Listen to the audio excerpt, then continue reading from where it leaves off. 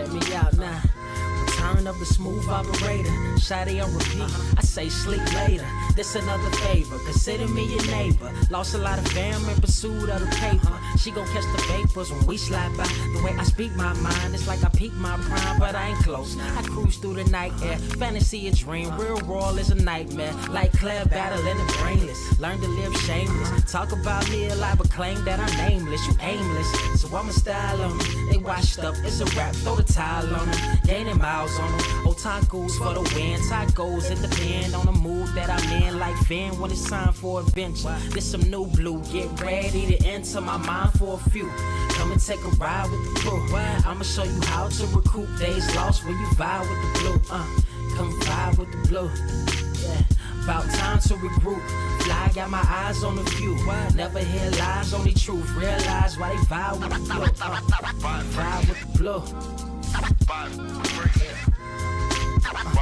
Vibe with the blue. Vibe with the blue. Vibe with the blue. Vibe with the blue. Vibe with the blue. Vibe with the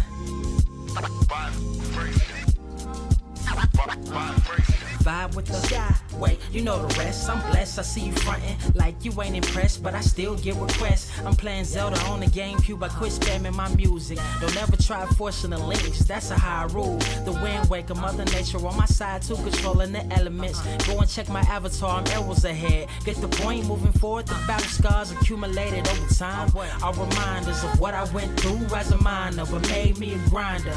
The trees broke down for this loose leaf. If life's a game of death, I'm Bruce Lee. Ooh wee. Lose sleep on the regular, trying to get this word out. Then I crash Nebula. Wish I had a very odd parent, maybe two, but it's cool. Everybody pays dues. Now it's time to make moves. Granny didn't raise me to lose. Think I'm in the mood for a cruise. Wanna ride? Come and vibe with the blue. Come vibe with the blue. Come vibe with the blue. Come vibe with the blue. Come vibe with the. Check this out, y'all. I'm back spazzing like the elderly worth of my cousin Beverly. Never swear away from the truth. Just ask Heather, be weather, be tripping, starting to control like our destiny. Always give you the best of me until the death of me. My weaponry is a paintbrush. Hush, don't tell my secret. They get a hold of it. If you leak it, get it. As usual. It's cool. Got you covered though, look. But let me get back to that cool-ish, loose-ish. Why they still lying? They don't do this. Bad at board games, whole world clueless. Selling their soul for roof Chris. Who's this honored fella? Need a sliced extra mozzarella. Crew fly, let God propellers. Humanity born like they don't trust fun. Why you dodge to tell her? You don't know, but my odds are better. Life's a gamble, depending on who holding the cards. You can start living at large or it's bon voyage. Charge it to the game. Me and you ain't the same. I'm thinking bigger pictures. Why you still shrinking the frame? Ever blink in the rain? It helps when your eyes dry. Mob with the bright minds. Think you funny, wise guy? Midnight Marauder with a new tribe. Tired of the fake. Come and vibe with the blue sky. Come vibe with the blue sky. Why do you try? We get them high. Take them high. What I do? Come vibe with the blue. Come vibe with the blue. That's what up. Vibe with the.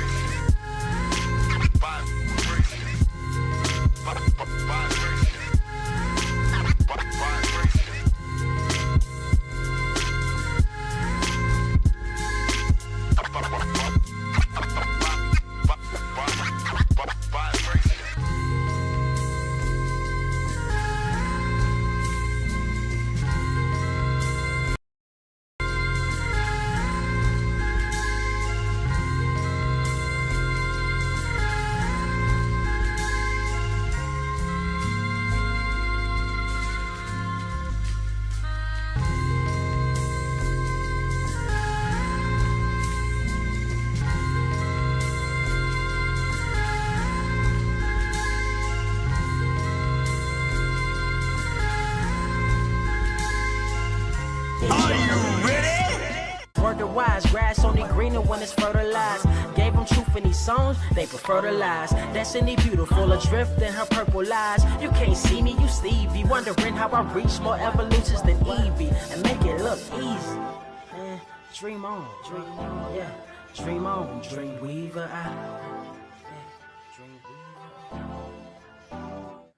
What is up, Earth's mightiest subscribers? It's your boy Ernie, Blerd Without Fear, got the homie, Carter Presents. Welcome back to the channel for episode 1, or actually no, wow, I'm messing it up. It's 200. I keep forgetting we are like over 200 episodes, 215 of the Blerd Cave. You can tell that's what happens when you take a week off, an involuntary week off. But that's okay, because you know what? You are back on the #1 comic book news stream on this and any other Earth in the multiverse, including the Maker's new universe, Earth 6160. Even there, he fucked up a lot of shit. He couldn't fuck that up. Which, by the way, also you can find us on Spotify. You can find us on iHeartRadio, Amazon, Google, Apple, and wherever you listen to us. If you have the time, please take the time, give us a rating. Helps us find more listeners like yourself. Carter, sorry, I had to close my door, I realized. So we missed last week, and I haven't really talked about why. I mean, I have, but not like in any granular detail. Well, Banky kind of hit the nail on the head in chat right now. Special shout out to Xfinity. Woo! Yeah, right. Right. Look. Shout out to the motherfuckers that's paying the bills. Actually, I will say real quick though. For those who are wondering what happened last week, so we did have a storm. I talked about this. I think I put up some like posts and stuff like that. We did have a storm. Knocked out power for like for me, it was only out for like an hour, maybe, if even that. But when the power came back on, the internet was off. And the funny thing about it was the internet went out 30 minutes before the power did. But apparently, and I think I figured out why Xfinity was being so cagey about why the internet was out and why it had not been fixed was because MLG and W, who I always like to affectionately call Memphis Light Gas and Robbery, technically it was Memphis Light Gas and Water, but you get the idea. Apparently, in all of their ghetto-ness, did not turn power back on to Xfinity's cable boxes. So that was why. And I think Xfinity was either just too embarrassed to say that was the reason, or maybe they forgot to pay their bill. I don't know. You know how like folks just be, hey, can I put some on the light bill? Like let me put 20 down on the bill, say cut the lights back on. Like I wonder if it was one of them situations. I don't know, like if it was just MLG and W just messed up. I think that's actually more likely the case. But yeah, it was all good times. It actually led to some pretty fun family interactions because we literally had no internet except for like what came from our phones. Like I even tried to see like if maybe I could do the live stream like using like a hotspot. That was not happening. I was gonna say that got me through several PlayStation 3 sessions of making that AT&T phone a good hotspot. I know people that were playing against me in Street Fighter 3 and Assassin's Creed Black Flag was. Oh yeah, no, they hated you. I guarantee you got called. You got called the N-word. I know you did. You can't even tell me you didn't. They sent you a private message on Xbox or a PlayStation Network. It was like, yeah, it was ugly. I can't say it. It break TOS. But no, everything came back, and I thought it was funny because I literally went on Twitter and talked about the situation because like I couldn't talk to anyone. I couldn't talk to a live person. Like, here's the thing. So, Carter, I don't know if I told you this part about it. Here, let me turn this fan on. There. I gotta turn that fan on because it's starting to get hot in here. But so this fan ain't been cut off in 3 days. Man, look, hey, look, you can't look. But see, you and Callie, bro. like I could like it's the heat from my computer. Like I was like, bro, this started to get hot in this motherfucker. All these lights, this computer, everything else going on in here. I was like, yeah, dude, it's yeah, no. But no, it was kind of messed up because I literally had to lie to them to get a live person. Like if I said I was having any kind of trouble with like internet outage, they had an automated message to be like, oh yeah, this is what's going on, blah, blah, blah, bye, and hang up the phone. So I was like, oh, I want to talk about my bill. There's a discrepancy in my bill. Gotcha.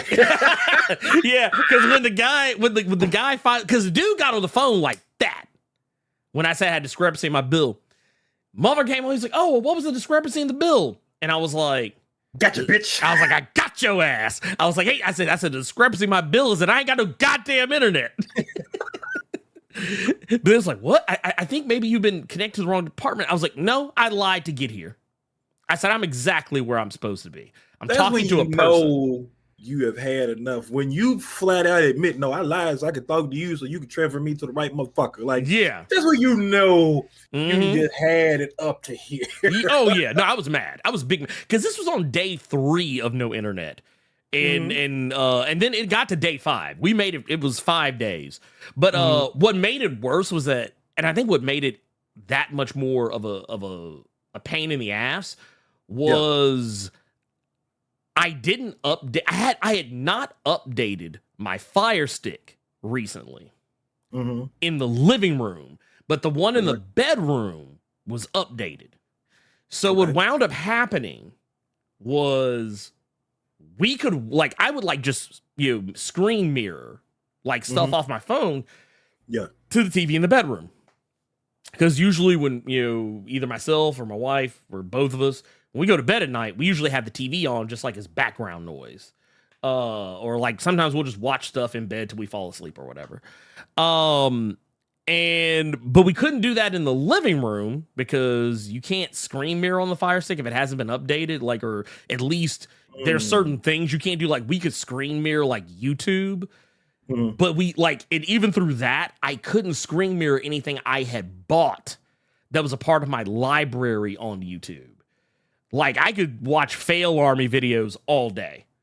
But like if the second I tried to put on a movie that I had purchased, the screen would mirror, but it would be black.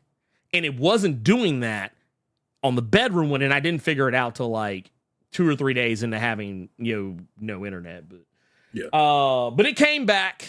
It's back. We're back. I apologize. I hate that we missed last week because I was like, man, dude, it's like it's San Diego Comic-Con weekend, and it's like, man, oh well. But I guess the bright side of it is there wasn't really a whole heap of a lot that was going on. So it actually kind of turned out for the best.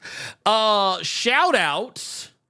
I want to say shout out real quick because man, we got mad super chats in here, and I appreciate it, man. Y'all really proving that you missed us. Man, the homie Wayne Smiley coming in with a 50 bomb. Just said, here you go, man. Boom. Yeah, you want to know what actually hurts me when I see that though? Is that it just makes me think back to my our GameStop days. Yeah. And like, man, $50, that's a Wii game. I think about and now I think about how $60 is almost $80 now is a PlayStation 5 game. Yeah. See, me, I think about these skits I used to watch. It was a brother, it was called The Hood News at 6.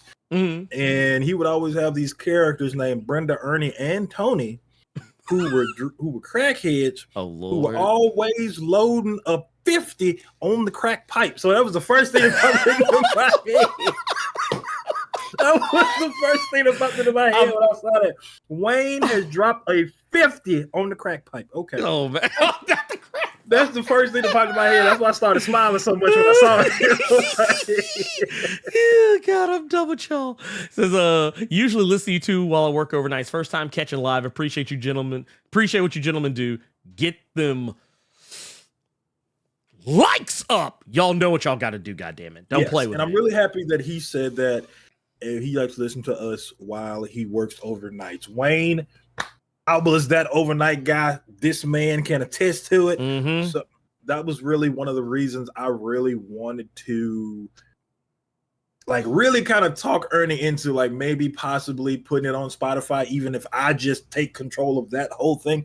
I'll do the Spotify stuff since you're doing this stuff over here for that reason, for people like you who work overnights and you really can't afford to have your phone out like that, especially in my case, because when I was working in a police precinct, the phone signal was terrible and the Wi-Fi was just as bad. So I'm happy that we're able to help you in them overnight shifts because that was the idea, that was the plan, and it's nice to see these things. It has been. It's worked better than it has in the past. Yeah, it's been going better than it has in the past. Man, we also got one from the homie Gokon Sure His Baby's Father with $5. Says, I'm sorry I laughed when Mystique dropped like Buddy on Fresh Prince of Bel Air. So how you guys doing? So for those that don't know what if you don't know what Gokon Sure His Baby's Father's talking about, is the Hellfire Gala where Mystique was trying, like, everybody else is resisting. Everybody else is resisting Charles Xavier's your mind control, but because Mystique ain't never really been down with the X-Men like that, and even when she was, no one trusted her ass. No one actually taught her how to do the Red Triangle protocol. So she was like, no. And next thing he was like, get out. Her ass flew out that window. That woman went through a plate glass window and fell and hit pavement. Look, I'm talking about like it would, like, she looked like one of them Family Guy falls where the leg be cocked back the wrong way. She felt like how Dhalsim used to back in the old like Street Fighter 2 World War with the leg just backward.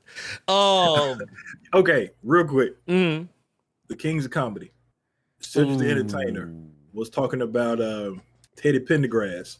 Turn off the lights, light a candle. Yo, yeah. Teddy don't think you listening to him. Teddy holler at you. Turn them off. That was the first thing that popped in my head when Charles said, get out. She just built.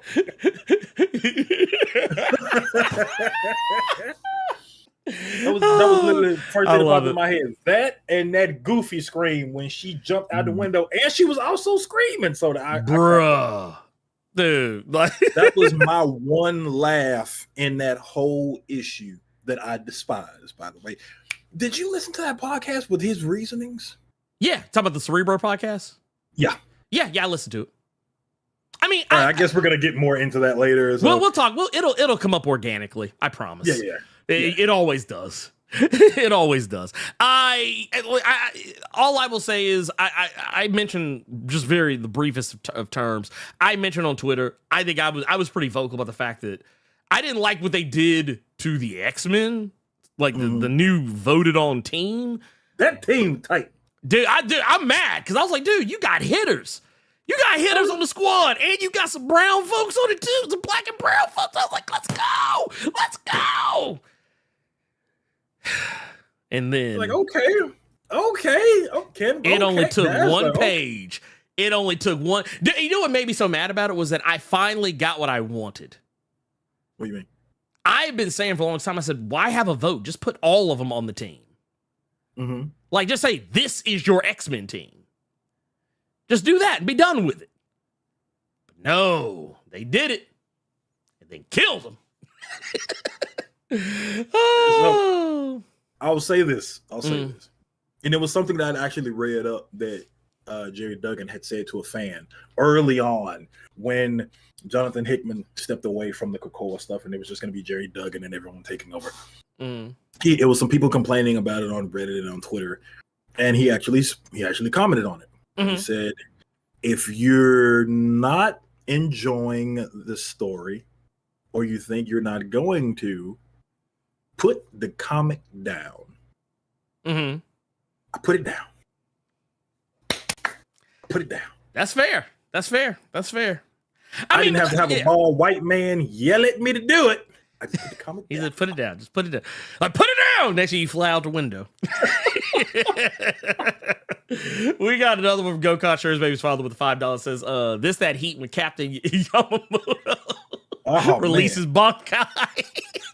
Oh no, what did Bill say in the chat? Bill hit the nail on the head for you. He said, we got heat, we got strikes, we got storms, we got San Diego Comic-Con announcements, we got Orcus, and we sure got aliens in just a matter of 2 weeks. Dude, and I'm not gonna lie, when my wife, if you somehow have not heard, the government has, well, not really the government, it was more like whistleblowers within the military had basically confirmed that aliens are in fact real and that we apparently have captured some aliens. Like, and they said no, they are. Because I think it was Nancy Mace. Who's a weirdo in and of herself, but like she asked like if they were humanoid, and dude was basically like, no. But no, if you haven't heard, aliens are real. Now, it's here's the thing. You know what happens? I've become that guy. Because when my wife came to me and told me about it, she was like, "Oh, did you hear?" And I was like, "Hear what?" It's like aliens. Aliens are real. She was like, "The government confirmed it." And I was like, "Huh?" Yeah. But here's the thing. It was. I didn't. My reaction wasn't like that because I'm like, man, get the fuck out of here. Aliens ain't real. No, I totally believe aliens are real. You got to be a crazy motherfucker to think that life. You're the only thing, period. Yeah, like you got to be stupid in the motherfucker. Yeah, you sit here. Like, imagine in 2023, sitting up here and being like, nah, we the only what? Like, you want some USO shit? We the ones. You want some WWE? We the ones. We the only ones. Like, no, you ain't. Stop. Yeah, move on. But no, real quick, I just want to say I've become that guy that when I was watching the proceedings, I did not believe a word they said. That's how much the government is fucked up. I don't believe anything they say now, for better or worse. Even when it is confirmation bias. Like they are confirming things I already believe, and I'm just like looking at them like, maybe the motherfuckers aren't real. Or maybe they are, but whatever it was you found, I don't know if that was no alien. I think y'all just found a dog in a crock pot or some shit and thought that y'all saw some shit. I'm gonna be completely honest. First time I heard that stuff, dude, I thought it was somebody trolling. Yeah, and I thought it was a play on words because you've seen several times on the news where they talk about illegal aliens, and it just be people from people trying to sneak into the U.S. So I thought it was just a play on that. Yeah. Until they said it wasn't humanoid. And then my mind went back to childhood, Carter, where I was afraid of white women until I was like 16, 17 years old because of that fucking movie Species. I was terrified that any attractive white woman that spoke to me in any way, shape, or form was an alien trying to get me. I know. I don't blame you. That movie terrified me. You hit the nail on the head. You got to be ugly as hell to think you are the only thing that exists. Like, just period. Like nothing else. You a new fool. We got one here from LJ Brown with the £5. Says, Blerd, glad you're back. Do what I do. Blame it on Carter. Had he filled his plate and accepted the 1999 song, it wouldn't have happened. See? There you go. We're gonna do like, it'll be like a South Park gag. Instead of blame Canada, blame Carter. That's racist.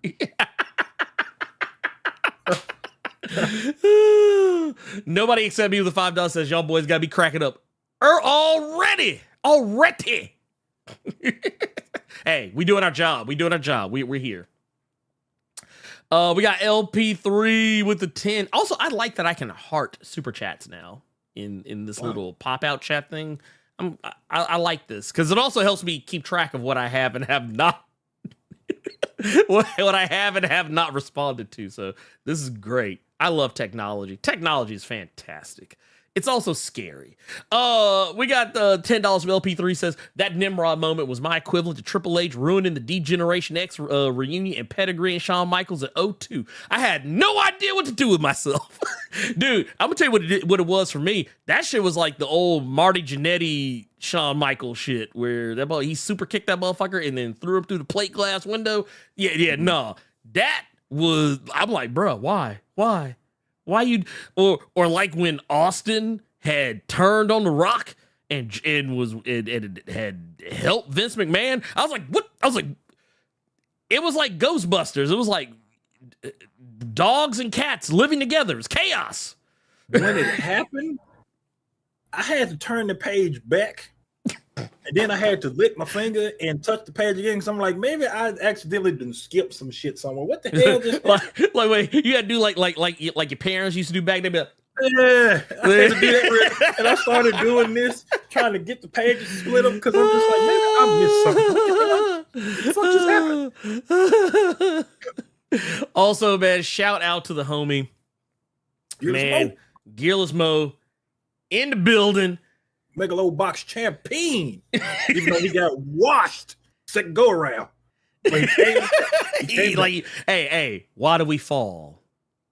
So that we can rise.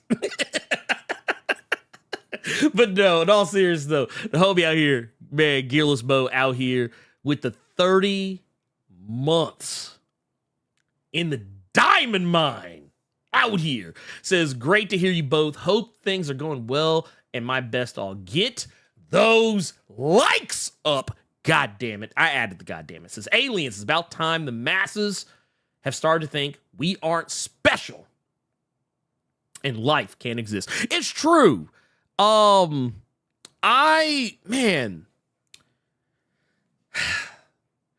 just wish that more credible people had said it. That's the only thing I wish. I just wish more credible. Like, I wish like a scientist, someone who was like a real, like accredited scientist had said it instead of like some dudes that are literally like, yeah, bruh. Real quick, we got 2 pounds from LJ Brown. We got 2 pounds from LJ Brown, light bars. They cloned Tyrone. Why not aliens? Man, I'm not gonna lie, that's still one of my favorite parts of the whole movie. It is funny because it's in the trailer. I love how like trailers literally show you the end of the movie now, and like, but they show it to you without context. Like the part where dudes like the news reporter's like, I'm down here on the scene, and all of a sudden black dude just came up, man, they cloned a nigga down. It's crazy. And he's like, that's what we said. Like, I love the fact that we don't know who the fuck Tyrone is to the end of the movie. Right? You don't see Tyrone until the last scene. It's like, what the fuck is this? No, also I will definitely say, as far as all that goes. Also, shout out to Memphis, because every time I heard Memphis, or I'm going to Memphis, or maybe Memphis actually don't sound so bad. Well, every time I heard Memphis, I just giggled. I was like, oh, I felt like, was it Leonardo DiCaprio in, what was that movie? Once Upon a Time in Hollywood, where he's sitting in the recliner, he leans, he's like, that's like right there. That was me every time they said Memphis. I was like, right there. You remember this Memphis rapper, Kia Shine? Kinfolk Kia Shine. Oh, yeah. Respect My Fresh and all that shit. Mm-hmm. You know when the movie started, the 3 group of dudes that were talking about Michael Jackson? Yeah. That was Kia Shine. Bruh. Mm-hmm. Mm-hmm. Wait, now I gotta ask questions. Where the fuck did they film this shit? I gotta look it up now. I need to know. Because now because I'm not gonna lie, some of them places look wild familiar. Like, okay, I'm not spoiling shit, but like when the part where everybody was like mobbing up and they were driving down the street, and there was that part where they hit that kind of like that Y, where like one group went one way, another group went another way, but it was like one of weird ass corners that kind of came straight to the middle, like it divided the street. I was like, I was like, no, they ain't. And like that, I was like, I started thinking, I was like, that shit looks familiar. That looks just like a spot in Memphis somewhere. But you never know. You never know. I like if they shot it in Memphis, I would not be mad. Which, by the way, speaking of Memphis and all that other stuff, man, get them likes up. I know it has nothing to do with Memphis, but please get them likes up. We got 215 people in here. I only see 116 likes or 114 likes. I would like to see. I want to see that number go up. We got too much going on for that not to be a thing. We also got Jason Davis with $2 says, "Did I miss X-Men talk watching Twisted Metal?" I forgot Twisted Metal was even out. I'll have to check that out later so I can see how good or bad or it is. No, you did not really miss X-Men talk. We haven't really talked about it. We kind of briefly talked about it. We'll probably talk a little bit more about X-Men a little later in the show. We got a lot. Actually, I tell you what I do want to talk about, Carter. Okay. And we will after I answer this super chat from Dominic Coles with $5. We're going to talk about Secret Invasion for a little bit, just for a little bit, not very long, just because I feel like we can sum up our thoughts on it pretty quickly. But Dominic Coles with $5 says, "Damn, I know I'm sprung. When I don't get 1 week of the cave, my black ass was lost all week. Next time, stream via smoke signal or Morse code. Stay up." Look, let me tell you something. When Saturday came and we still had no power, I was literally racking my brain about how to do it. Like, I was like, dude, how? I was like, man, how can I do it? Like, you know what? Mm-hmm. You were asking me like what I had going on later and what that discussion we had. It's in the works. Let's just say that.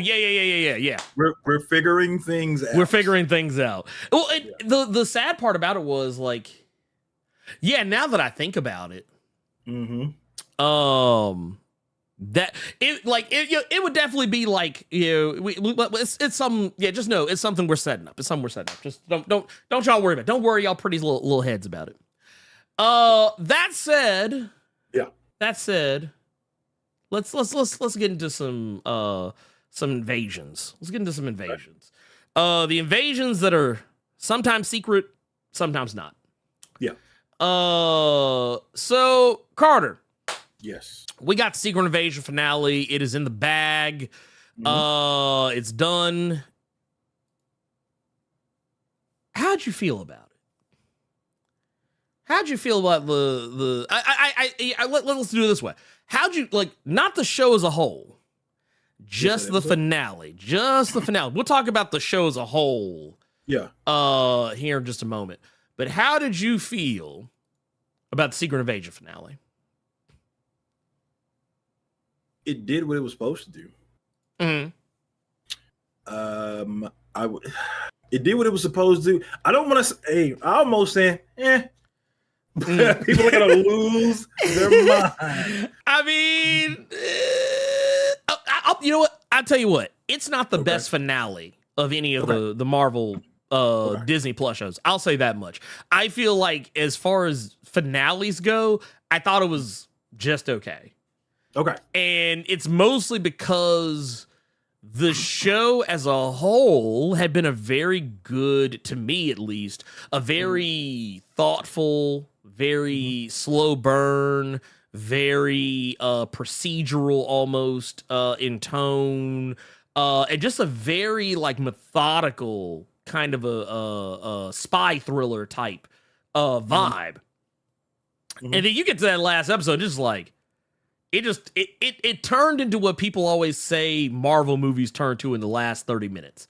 Like just a big CGI fight. And that's basically what it was. It was a big CGI fight.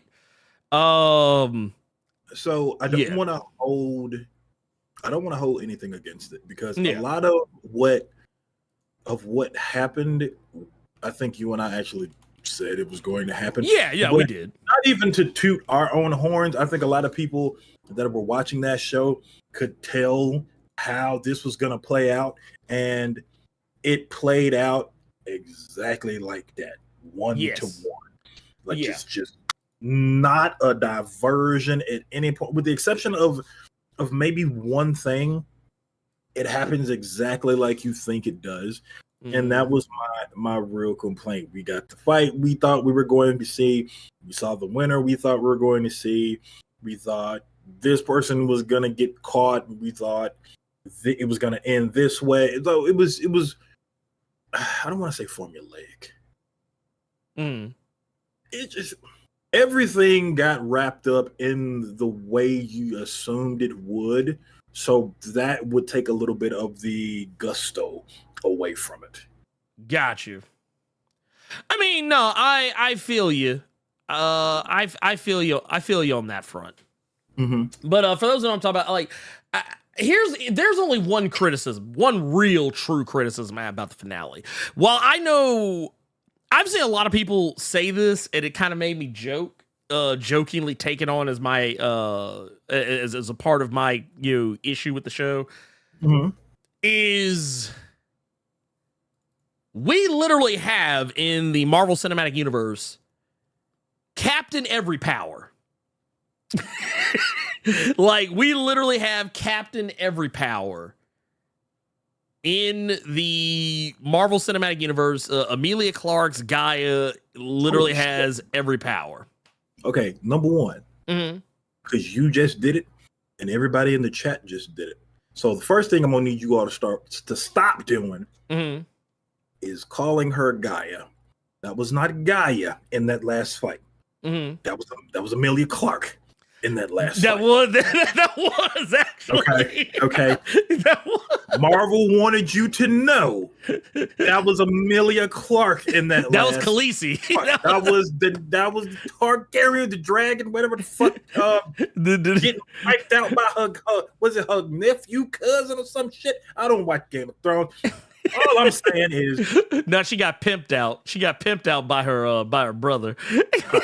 That was not, because everybody keeps talking about, man, that scroll fight was cool. There was only one scroll in it. That was Emilia Clarke. Well, I mean, on a scroll. All I gotta say is, why they let her son Ken like this? Why they let her son Ken like this? Man, Ken ain't do nothing to nobody. Hashtag girl power. I wish you would say something after that. I wish you would. Well, no, what I thought was, here's the thing. What I thought was funny about it, and Carter, I don't know if you looked into this. So did you see all the powers that she had? Did you see the list of powers that she had? Some of them confused me because I'm like, that shouldn't work like that. Right? Well, okay, so check this out. She had the power of Ghost. Oh, wait, hold on, I'm gonna kill. Oh, wait, what is this doing? Is it? Okay, no, okay, it's done. Oh, nope, still going. It's but no, so she had the power of Ghost from Ant-Man and the Wasp. She had power of Corvus Glaive, Proxima Midnight, Cull Obsidian, and Ebony Maw from Avengers Infinity War. With the rings. Had the rings on. I was like, what the fuck is this? I was like, how you got rings on? What is this? Are you DNA morphing the rings on? He's like, I mean, you don't have to. It's not necessary. Is it a part of his power?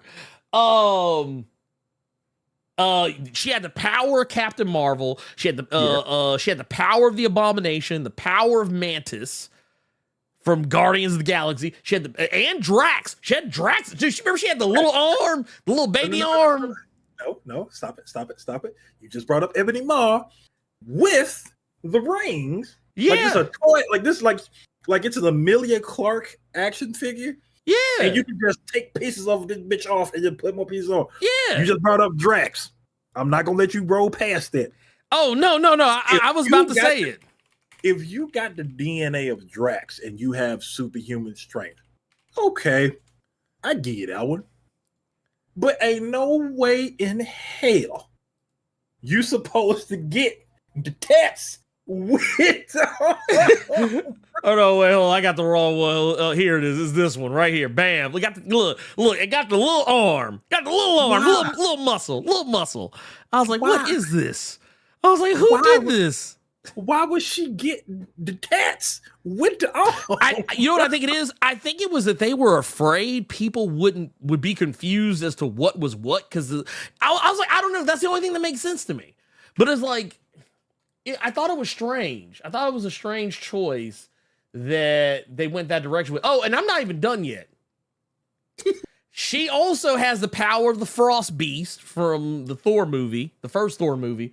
She has the power of the Chitauri, which I don't even know what that gives her. She also has the power of Valkyrie, because reasons. Gamora and Groot, as well as the Winter Soldier. Also has the power of Hulk and Thor. And last but not least, the power of Thanos. Okay, wrong. That was not Thanos. What? I understand, because I knew you and everybody else said that. Yeah. I understand you saw just that big ass swole purple arm. You probably laughed at first. That was not Thanos. Who it actually was, just had a birthday a couple weeks back. Mm-hmm. That was Grimace. Oh, well, that, you know what? That was a Grimace shake. That was Grimace. So she got the power of the Grimace shake now, right? I mean, I'll roll with it. You know, if that's what we doing in the MCU, I guess. You know, but so who's next? Is she gonna get Hamburglar? Is she gonna be running around saying "Roggle Roggle"?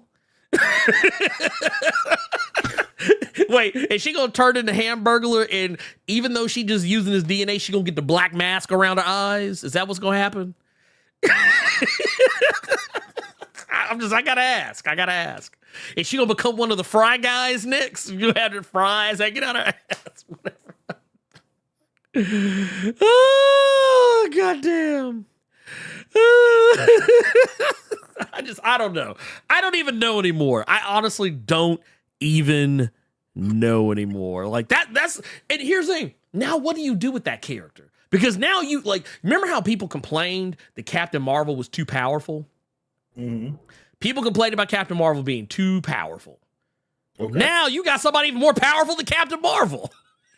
I mean, I think all they'll do is they'll do the comic thing where, like, for a while, when the Golden Guardian of Good, oh yeah, power of 1,000 exploding suns, the Sentry, when he was out and about, it just got to a point where he had gotten. This happened in, I think this was like, my mind's trying to blank. Long story short, Sentry accepted who he was and got the power of the Sentry and the Void as one being. OP at this point. What they do with him for a while there? Nothing. We ain't gonna see Emilia Clarke again for like another 8 years. He just flew the fuck off. That woman gonna come back with gray hair. She gonna show back up in the MCU with gray hair. I give you all another one. Since we're gonna be talking about the Hellfire Gala at some point. Uncanny Avengers. They had an entire arc with the quote unquote Apocalypse twins, right? One of their horsemen was the Sentry. That sounds broken in and of itself. He realized who he was, but still had the horseman seed inside of him, and he just flew the fuck off in space to figure things out. We didn't see that man until maybe 3, 4, 5 years after the fact. So yeah, she's just gonna go away somewhere, just not to be seen or heard of again. Just when we need you for like a big movie. We just gonna have Emilia Clarke dressed to the nine with the dragon scales on. Then they're gonna be like, no, wrong property. And then she got to go put on some shit that she just bought from Forever 21. And then she got to have a robotic arm, but it's gonna be red and yellow. So you know she got the power of Tony Stark, even though she just supposed to be super smart. Oh my God. She got the Iron Man DNA up in her, even though Iron Man just a goddamn machine. Nope, it's the extremist. Stupid. You don't know comic books like I know comic books. You see what I'm saying? See, that's the shit that I think is so wild. So, okay, here, I'm going to throw this out here. I want to put out something. This is like a little bit of a discrepancy. I find it hilarious that all the people, and I see this on every news site and YouTube channel thumbnail that I've seen regarding Secret Invasion and the character of Emilia Clarke.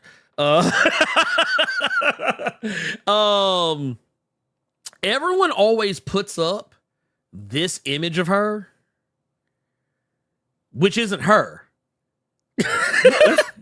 That's Rhodey. Yeah, that's fake Rhodey. I just think it's funny because everyone keeps using that image to be like, ooh, because like every article I saw was like, ooh, Emilia Clarke. Emilia Clarke's guy is the most OP character in the MCU. And what image they put up when they talk about her? This one. I was watching John Campia. They did it on there, like where they were talking about Gaia, and like someone put up that image. I was like, that's not Gaia, that's Rhodey. That's fake Rhodey, but whatever. It's tough to run a show. But no, what I found very interesting about this episode, like, yeah, the whole thing with, first off, I gotta admit too, another thing I was a little disappointed in was, you know how like a lot of the Skrulls tend to look like themselves, but just with the Skrull makeup on, like whenever, like, I got you.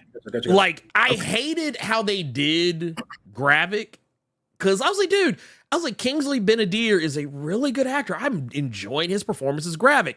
And then as soon as the fight started, this dude just turned into like a dude that don't even which I get in story kind of made sense because technically he took a face that was of someone he killed.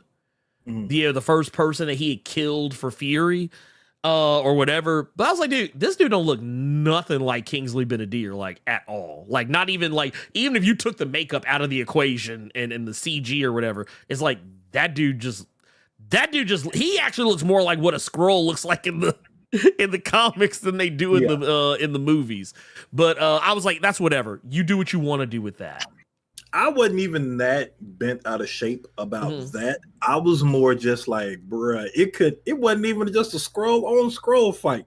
We got a Skrull versus Emilia Clarke. Yeah, no, because like I said, you get to, what was it? The part we're talking about a minute ago. Just it's like the whole fight. Emilia Clarke is Emilia Clarke, and this dude is still in CG. So it's like, bro, what's really going on here? I got a lot of questions here. But aside from that, I mean, did I hate it? I didn't hate it. I wish. Yeah, no, I my opinion was that it could have been better. That was the thought process. That was my thought process with it, is that it could have been better. That's it. No more, no less. I will say though, one thing I was proud of, and I thought there was a lot of people got really upset about this too. There were a lot of people that were complaining that we didn't get an answer for how long Rhodey had been a Skrull. And this is what tells me people don't pay attention and that they want everything specifically spelled out for them. Because I saw a lot of people on Twitter complain, man, they didn't even tell us how long. They just said, oh, a long while. That doesn't tell us anything. But here's the thing that no one paid attention to. When they were pulling Rhodey out of the out of that containment pod or whatever. Look at what he has on. He has on a hospital gown. Yeah. And he can't walk. So you thinking it was Civil War? Yeah, no, it was 100% Civil War. He got taken out during Civil War. I guarantee. Matter of fact, the director even kind of slick confirmed it. He didn't like outright just be like, yep, this is exactly this. But he did say that he basically mused. He was like, yeah, it's been. They said it's been a long while, and that would have been the best time for him to be replaced. I was gonna say maybe after the big fight at the end, the end game, he needed medical attention, and maybe he got then. And plus, since they said it was a long while, maybe the reason he couldn't use his legs because you've been unconscious for so long. You got to remember, Uma Thurman did it in Kill Bill. She had to wiggle her big toe. Her legs might be asleep. You don't know Blerd Without Fear. Your legs might just be asleep. Well, Rhodey became a far more jokey character after that moment. Like he became like he would tell some jokes here and there, but he was still a more somewhat serious character. But after that moment, when you think about it, and Don Cheadle has even said, like Kevin Feige has said that Don Cheadle is known about this for quite some time, so it clearly was something that was like a conscious thought process. But like anyone that was ever wondering, like, man, Rhodey is acting kind of funny, like it was done in such a subtle way that you wouldn't really just pay much attention to it. You just be like, oh, it's just normal MCU. Oh, hey, we have to banter all the time, BS. And it's like, no, that makes sense. I know some people said that it should have been Endgame because, or no, they said it couldn't have been Civil War because he was bleeding red during Avengers Endgame. But the thing you got to remember, go back and watch that episode. I think it was episode 3 of Secret Invasion when Gravik gets stabbed in the hand. He bleeds red too. They don't bleed green until they turn back, at least unless they're like actively trying to control their shape. Like if they focus on it, they can make themselves bleed normal, at least for a little bit.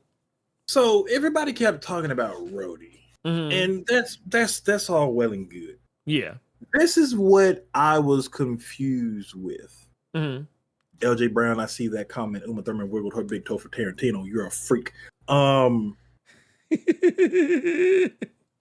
Everett, I always want to call him Watson, and I feel so bad for that. Oh, about, Everett K. Ross, yeah. The last time we see him, he's getting broken out by Wakandans. How is any of this shit happening with him? I have no idea. He's actually the one I find kind of weird. Like, I wonder, it seems like he hadn't been taken for very long, so maybe the Ross that we saw in Wakanda Forever was not the real Ross, because this takes place after the fact. This takes place after Wakanda Forever, so I'm gonna go on a limb and say that I keep going back to this is absolutely a comic trope. We've seen this so many times in comics. Where somebody will want to write the story they want to write. Yeah. Continuity be damned. Yep. That's what this screams to me. Not that there's a problem with that, but that's just what this screams to me. Well, and sometimes we're on the outside looking in. So like a lot of times I feel like the people in charge probably have more of an insight than what we may have, and may know more things than we know. They don't always tell us everything, but I do feel like that from that part of it, it would make more sense to me that Ross was swapped like before Wakanda Forever. And that would actually make a lot of sense, because it's like, oh, okay, cool. There you go. Hence, because I mean, my boy was rocking a whole ascot in the first episode. So I mean, dude was wild. He was wild. You never know. But that said, overall, I thought the show was fine. It didn't bother me in any way. I appreciated it trying to be different. If there was any other one thing I thought was just a teensy weensy bit kind of threw me off was the way that they did the relationship between Fury and what was her name? Was it Vara or Bara? His wife. Yeah. The artist formerly known as Priscilla. But I thought that part kind of, it wasn't the part itself. It was that I felt it went a little too long in the end. Like they kind of lingered on that entire scene a little too long. But other than that, I was fine with it. But yeah, this is just me being petty, but I was laughing at the fact that they were so zoomed in on her face when she was talking to Fury, but she had so much of the prosthetic shit on, her lips were barely moving. Oh yeah, that was. It just looked. Yeah, that is kind of one of the shortcomings of. Yeah, that was kind of one of the shortcomings of that. I mean, yeah. Overall, it was different. It was a different type of show. It wasn't like the same old up until a point. And honestly, if they decided they wanted to do more shit like this, I would be all for it. So it's different. the conversation we were having earlier, I don't know if a lot of people saw it on Twitter, but I had a ranking of where I listed all the Marvel shows. Where would you put this? At the top, middle, bottom? I put it in the middle. Okay. I put it in the middle. It's not the best show of the crop. It's not the cream of the crop, but it is not the worst. What was up? Hold up. That bet not be who it is. Somebody in the chat just said something. What? Said I just kept saying her as his mom in Unbreakable. Is that the same actress? Oh, let me see. Let's see who types it out the quickest. Let's see here. It's the same. It's the same. Yep, it sure is. That. So yeah, bruh.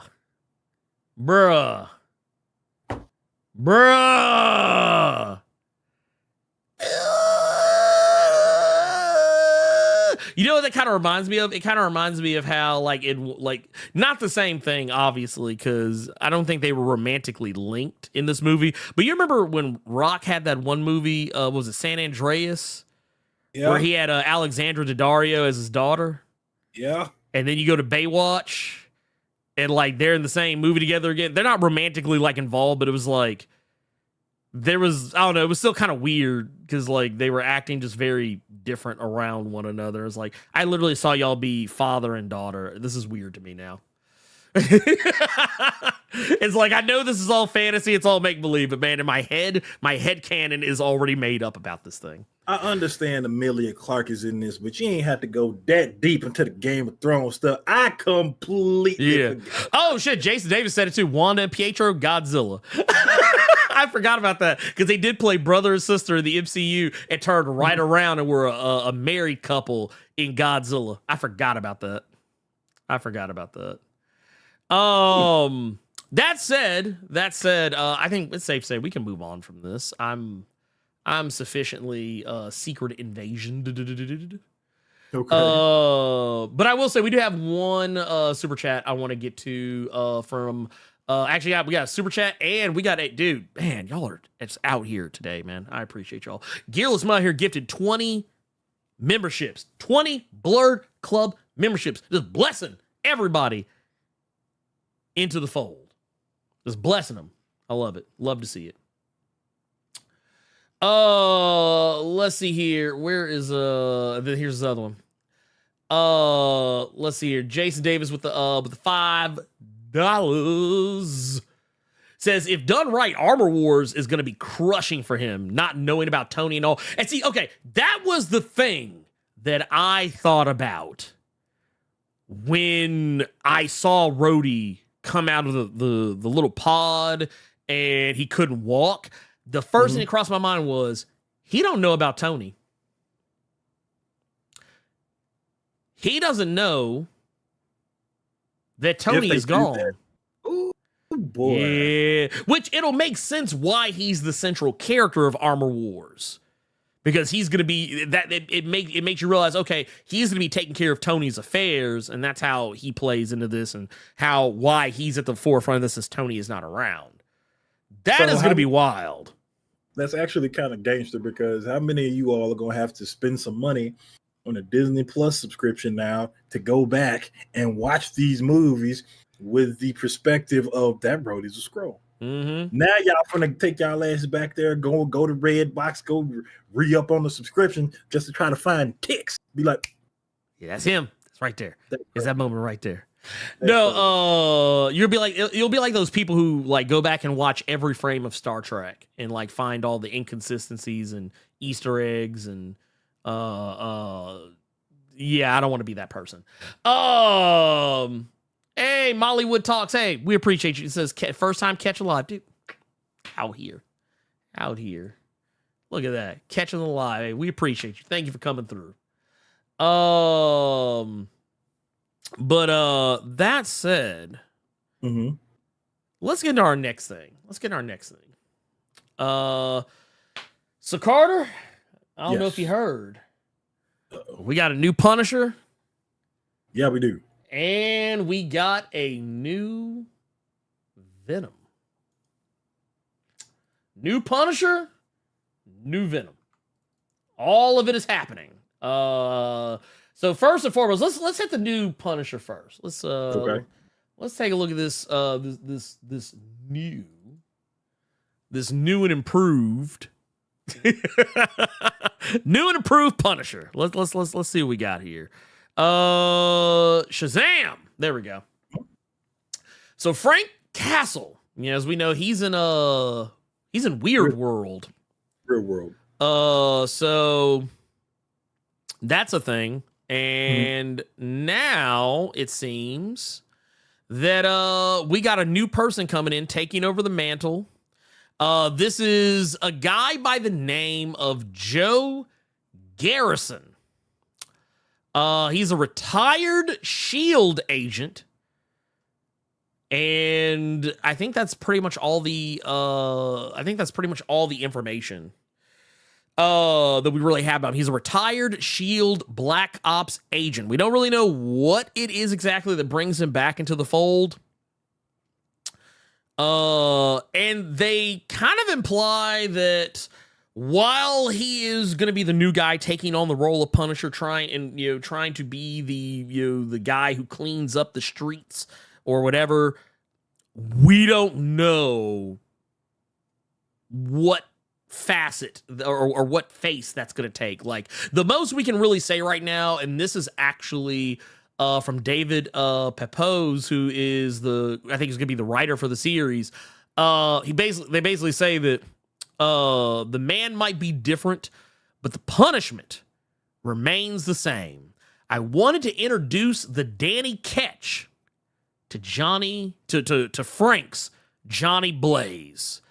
And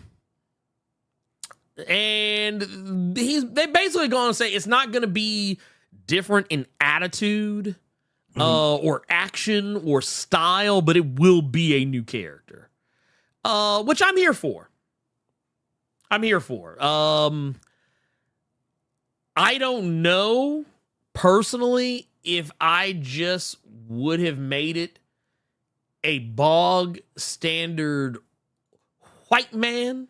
Because you know what he reminds me of? You just looking at this image, he reminds me of, remember back like in the what was it, the kind of mid, like kind of like early to mid 2010s, where every video game character was like either bald or buzz-cutted white man with a 5 o'clock shadow. Like, that was every video game protagonist for a while there. And that's what I see when I see this guy. Only he doesn't look to have the 5 o'clock shadow. But looks like he stole some of Cable's guns. These futuristic looking ass pistols he got. Right. Look, I won't lie. If he pulls out with the big ass, like the big, like the gun that's as big as Cable, I'll holler. He got enough pouches. Cole from Infamous. Yeah, that's what. Yeah, he looks like Cole. He does, dude. It comes full circle. Infamous in the Marvel Comics universe. Lord, let's go. I give you props on that one, Parks. I give you props.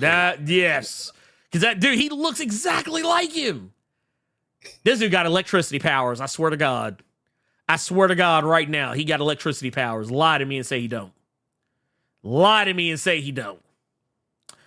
But so that was, I don't know, Carter. What do you think about it? What do you think about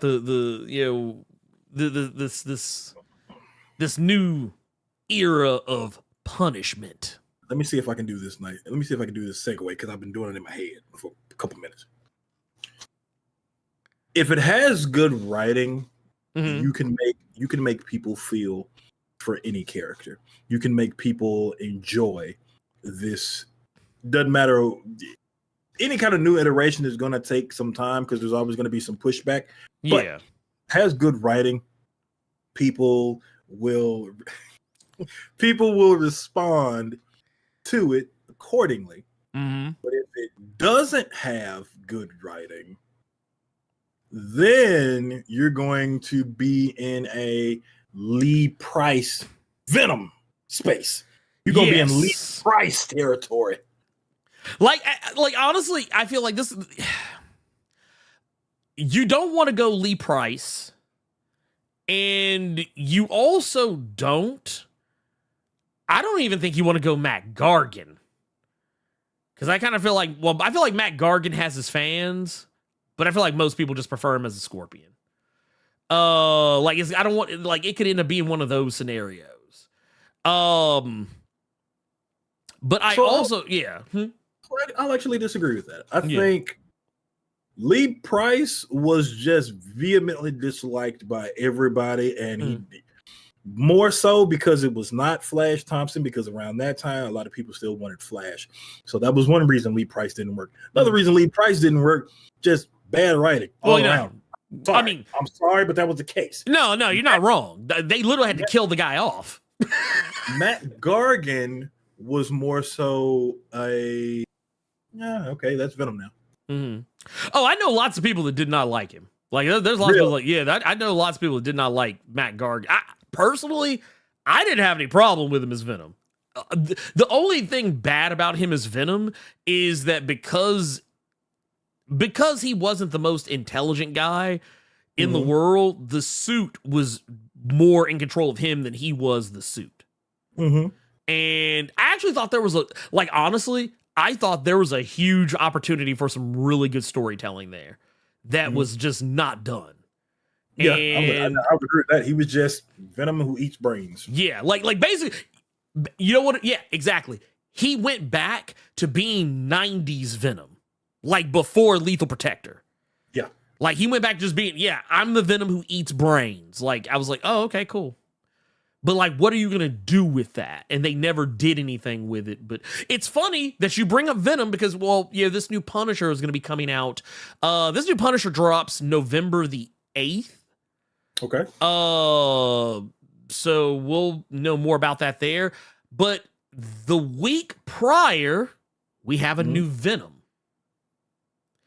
And no, do not call her She-Venom. Okay. But no, the new Venom is Black Widow. Don't know how that's going to play out. Don't know how it works or what's the setup for it. But we did learn that sometime coming up soon, the Venom symbiote is going to spawn something. Like it's gonna do what it does. Yeah. Why she was in the most recent issue this week. Oh, then there you go. I haven't read the most recent issue, so that would help explain a lot. But it says that from what I understand, she will not be referred to. I guess technically she'll be Black Widow still for the most part. But what's going to happen is in Venom number 27, which comes out in November 1st, I believe, she'll bond with a new symbiote suit that is spun off from the original Venom. And it says that she's going to star in the title for the foreseeable future. So this is going to be is, I guess, very similar to what we kind of saw with Elektra. When Chip Zdarsky was over the book, when Matt Murdock was in prison, Elektra stepped in, took up the mantle, and has been Daredevil since then. Though I don't know if that's going to change with the upcoming Salad and Ahmed run. But yeah, I'm perfectly fine with this. So real quick, here do you know she just asked a question in the chat saying, is that the symbiote who was connected to that girl when Flash Thompson was Agent Venom? No, it is not. No. That girl and that symbiote, they were offed during Absolute Carnage. Yeah. I believe that young lady, but before that, it was taken from her by Lee Price when they were trying to do this whole Venom event where Lee Price was just absorbing, or he was giving Venom to multiple people like henchmen and shit. But yeah, that young lady you're referring to, she got by Carnage. And what's interesting to me about this is, like, the vibes, and I guess it's largely because it's Black Widow in a symbiote suit. This just feels like Agent Venom vibes to me, but just like instead of being, but more espionage based, because that's what it kind of sounds like. The direction the story is going to go. By this point in time, Torn Grunbeck is going to be on the book. Torn's been making the rounds a lot. Yeah, they were on Venom. Oh, not Venom, excuse me. Thor. Thor. Right? Yeah, they were on Thor. They were on Thor when Donny Cates fell off the book. Mm. And I am getting She Spawn vibes just because she got that long red hair just hanging out the suit for whatever reason. I am getting She Spawn vibes. Oh, yeah. No. But it's one of those things. It all comes full circle. Because for how long do people say, man, Spawn just looks like Venom with a cape? And then as we progress in time, everything just kind of like goes back around. Like Venom started becoming more like Spawn when Donny Cates was writing the book for a little bit. Like he started getting wings and shit like that. I was just like, oh, and we would be holding all the guns. I was like, all right, Al Simmons. all right, White Al. So I want to ask you this. Go ahead, shoot. So there are two things that I'm reading in the chat right now. Go ahead. I want to see how you feel. Black Widow shouldn't be Venom. They already have a huge cast of symbiotes, and the book flipping with Dylan and Eddie is stretching it. It's too much like Agent Venom. It's just being redundant.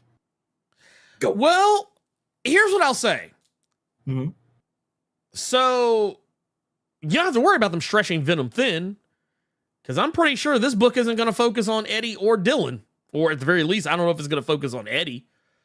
And it's not going to have two different writers. At least, I don't think it is. I don't believe it is. I could be wrong. It seems like Torrin Grunbeck is just going to be on the book going forward. Which, yeah, take that how you will. As far as the Agent Venom stuff, I mean, yeah, I said earlier, it kind of gave me Agent Venom vibes, but that doesn't mean the characters are going to be the same. Two characters, it's kind of like how you can have Peter Parker and Miles Morales both as Spider-Man, but their books, while they have similarities, are not the same. Their focuses are very different, even if they do the same shit. And I always thought of Agent Venom as more of a hammer. Black Widow's more of a scalpel. So this will be... I think this will be a little bit different than that.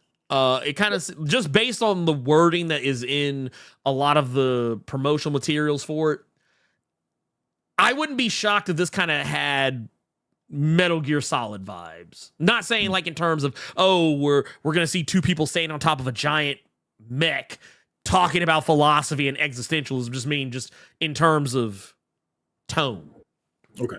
So there's another comment saying, just give Andy Benton a ongoing again. Let me tell you with 100% guarantee, certainty, nobody's reading that fucking book with her or the Silence symbiote. There's another one. They didn't read it. They weren't reading it because she did have a book. But yeah, I just say nobody was reading it then. 100% certainty. Nobody gives a fuck about the Silence symbiote. Where was the other one I saw? Is Anti-Venom still with Weapon H and someone else in the past? No, that was in Savage Avengers, and they did come back. Yeah. Whatever. This is for you because you read that run. Whatever happened to the Killmonger symbiote? Dead. Okay. Talking about the one that was in Black Panther? Mm-hmm. That motherfucker got deleted.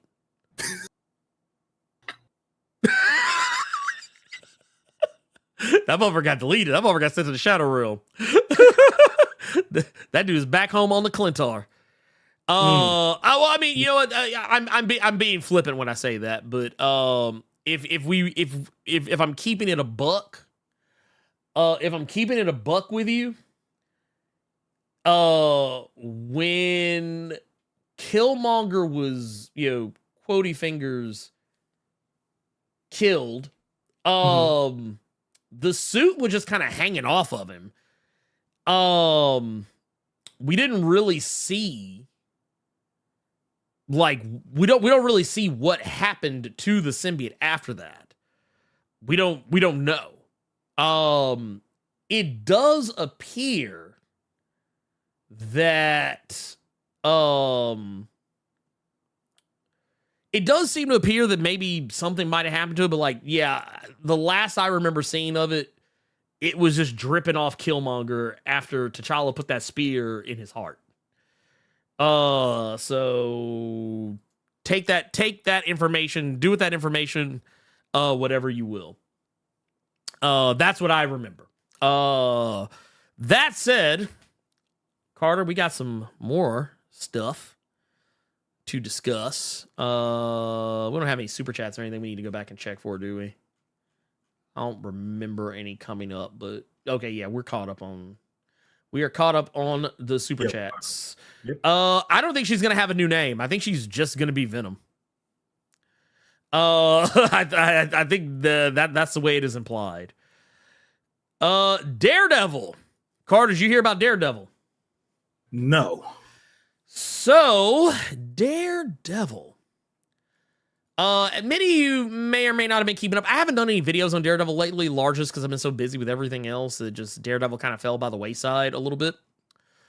But Daredevil is going to be getting relaunched in September on the 13th. Okay. September 13th, because Chip Zdarsky's run is coming to an end. And which, we've talked about. We've talked about the fact that it was coming to an end. So, none of this per se is exactly news, but Carter, have you been reading Daredevil as of late? Yes. Okay, so you're caught up. You know what's going on. Okay. He in hell. He got the icy white Dickie outfit on with one hand. Yes. And he is trapped in hell as of the most recent issue. Yes, after getting Naked Foggy out of there and everybody. Yeah, he got Naked Foggy. I think he got Stick out too, didn't he? Yes. He at least had a Stick out. I don't know. Let me. Danger. I'm sorry, y'all. I'm sorry. I apologize. I couldn't resist. But no, Daredevil, as of the last couple of issues, has been in hell, and it's heavily implied he's not getting out in the Zdarsky run, or at least if he does, it's going to be, because I think the next issue is the final issue. Okay. If I'm not mistaken. I could be wrong. But just to go from the Strom winds and the street level stuff to trying to go into hell, fighting people in the name of the Lord, is just Chip's Darkest run is outrageous. It is. It's one of those things that, like, I'm not gonna, and I don't mean this as a negative, but a lot of the time when I'm reading it lately, I'm like, yeah, let me take a bite off this edible. Yeah, because you said the Punisher run kind of did you say kind of soured you on there a little bit? A little bit. Just a little bit. Just in the okay, so let me explain. In the sense that I felt like what Jason Aaron and Chip Zdarsky were setting up was I thought they were gonna set up like a long-term beef between the two characters that would like eventually be aired out, is what I was hoping for. And we didn't really get that. We didn't get that at all, really. Like, it's over and done as quick as it started. Like, I felt like that that rivalry could have been explored on so many more levels. Like, I was kind of hoping that they would like let it breathe, and they didn't. But that is neither here nor there. I'm not hating on it. I still like the run. I'll put it this way. You know how I think Daredevil has consistently been one of those books that Carter and I have like talked about, just like, oh my God, this book is so great. Oh my God, this book is so great. Well, I don't think that's going to change for me in any way, where I'll be like, I'm still going to think the book is great, but I'm probably not going to be like, I'm just not going to be as high on it. Gotcha. I'm going to be maybe a little bit, it's making me become a little bit more critical of it than what I probably would have been, just because I loved it so much beforehand. But the long and short of it is, Daredevil's going to be coming back. Saladin Ahmed is going to be the writer on the series this go around. And we've already kind of gotten a tease of, well, okay, Daredevil's died. He's died, gone to hell to save his buddy. And, okay, where do you go from there? So where do you go from there? Apparently, they're going to address how Daredevil came back to life in, which I'm presuming is going to be by the end of the Chip Zdarsky run. But, you know, normally characters come back. There's no consequences. There's no issue. Like, oh, this character died. Oh, okay, that character's back. Okay, cool. Life moves on in the comic book universe. Yes. This one is going to be doing something different. Basically, the official description for Daredevil #1 says, Daredevil #1 will reveal the shocking price that Matt had to pay to escape the afterlife and the biblical consequences his freedom has unleashed on the world. A changed man in more ways than one, Matt has now embraced a new role in life while Elektra continues to defend Hell's Kitchen as the woman without fear. So that actually clears all it up. She will still be Daredevil going forward, though it'll be no differently than what we see all the time with Peter Parker and Miles Morales. There could be 2 Spider-Men, there could be 2 Daredevils. Oh boy. Ooh. So yeah, that's good. And honestly, I'm fine with that. I am perfectly fine with that. That I like Elektra as Daredevil because, yeah, I think Daredevil should be a tortured figure, and Elektra is a tortured figure, but for different reasons. They say Elektra would like nothing more than to give Matt the peace he deserves and allow him to live the life he was seemingly destined for. But a new enemy has other plans. Matt's reemergence has released an unholy threat, and in order to stop it from preying on the souls of Hell's Kitchen, Matt will have to become the devil once more and reckon with the deadliest of sins. I mean, you've got me. I'm here. I'm interested. I'm interested. I wonder if it's going to be tied to what we saw in the Chip Zdarsky run. Do you think? Because remember how we saw that? You know how we have the hand has the beast, and we learned that the fist has something similar. And we learned like what that thing. I'm gonna say my thoughts on that specifically, just because I am planning to do a video on it. I'll talk more about it there, but I wonder if that's the thing that he lets out. Makes you wonder, or maybe it could be something entirely new. You never know. Usually, when a writer takes over a new book, they usually start off with something new. So, what do you think, Carter? Are you interested in the upcoming Daredevil run? I'm interested, and at the same time, it's with Saladin Ahmed, who I've only really liked one thing from him, and what was that? That was the Black Bolt series he did in 2017. Okay, that was a good book. That was a good book. Black Bolt series. Contrary to Rob's popular belief, Black Bolt can in fact be interesting. And that book went for 12 issues. Yeah, it was good. I thought it was a great book. So, and the thing with that book was, you know, it was Christian Ward's art. Yes. So that did a lot to. It's very like stylized, very stylized book. And it really helped a lot with that story. But everything else from him, Miles Morales and stuff like that, it wasn't really just hitting for me. So, yeah. Did you read his Miss Marvel? His Magnificent Miss Marvel? Maybe an issue. His Miss Marvel was really good. I liked it. I liked it. I will say this. I don't dislike his Miles Morales. I actually like his Miles Morales run, but I don't think it's as consistent as his Miss Marvel run, if that makes any sense. I might actually go buy that Black Bolt today, because that's the book that made me a fan of Absorbing Man. The Absorbing Man is legit.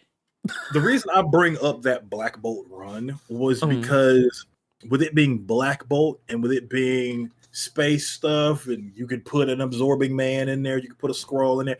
It was he basically could play with the toys however he wanted to. Right. With this, with Daredevil and demons and stuff like that, I feel like he might be able to do that a little bit more, especially considering if we still have Elektra doing the Hell's Kitchen stuff, you are then given free reign to go a little bit crazy with Daredevil. I mean, hell, that's what Chip Zdarsky's doing. So it's basically almost like Chip Zdarsky is propping him up to where you could go a little bit out there when it comes to Matt Murdock. So that's the one thing I will say that's kind of giving me, it's kind of getting me a little bit excited to see what he can do with this. Getting away from the street level stuff and going more toward the, I don't have a better word that I can think of right now, just outrageous and wild stuff. Yeah. With Matt Murdock and monsters. So yeah, this could be good. I mean, it's going back to the Punisher stuff we were just talking about. Right. And it also goes to the Black Widow Venom stuff. Depending on the writer, you can do certain things. You can make people feel certain things. So with him and this kind of Daredevil, I'm interested in seeing what he does. Okay. Let me ask you this, and you know, I want to be fair here because I want to give everybody their time. You know, because we haven't talked about anything really DC related, and it's mostly because I haven't really thought about anything DC related as of late. But before we move on, there is one thing from DC that I caught from the Comic-Con stuff, and then we'll move on to our next thing. Is what'd you think about the Godzilla King Kong Justice League announcement? For those that don't know what we're talking about, what'd you think about that? Like, this is all I'll say on it. Friend of the show, my boy Bishop. I told him about this yesterday. Yeah, and his response.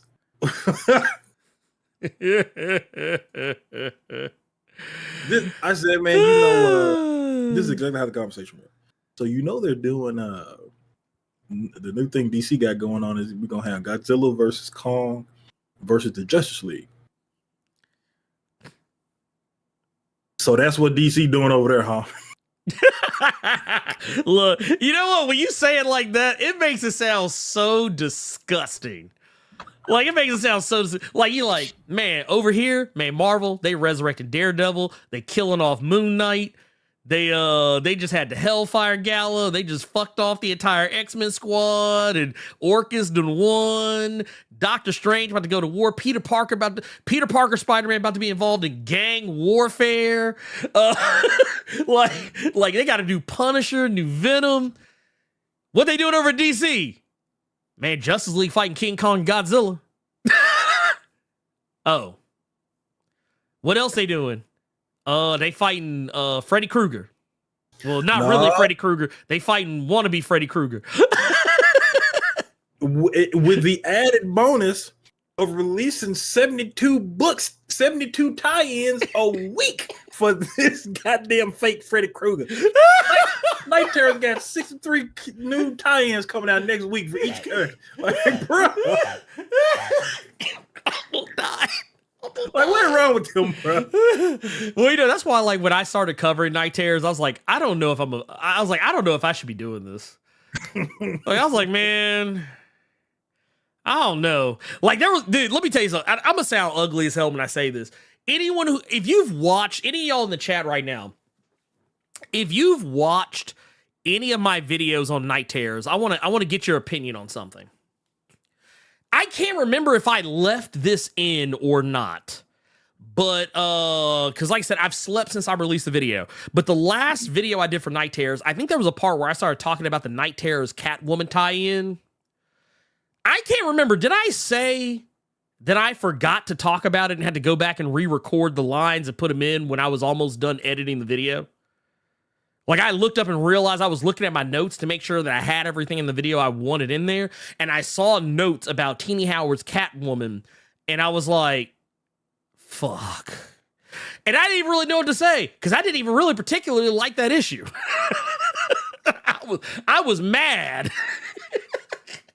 I was mad that I had to. I was like, no, I thought I was done. But I mean, and here's the thing, I try to tell people this. I don't hate DC Comics. I like DC Comics. I want to love DC Comics, but they make questionable choices. Like right now, think about this, Carter. I don't know if you knew this or not. Here, let's go back to us, Carter. I don't know if you knew this or not. There you go. RZ Parson, you said it was mid and glossed over. That he's all he remembers. He said that video was long. Look, here's the thing. Here's my thing.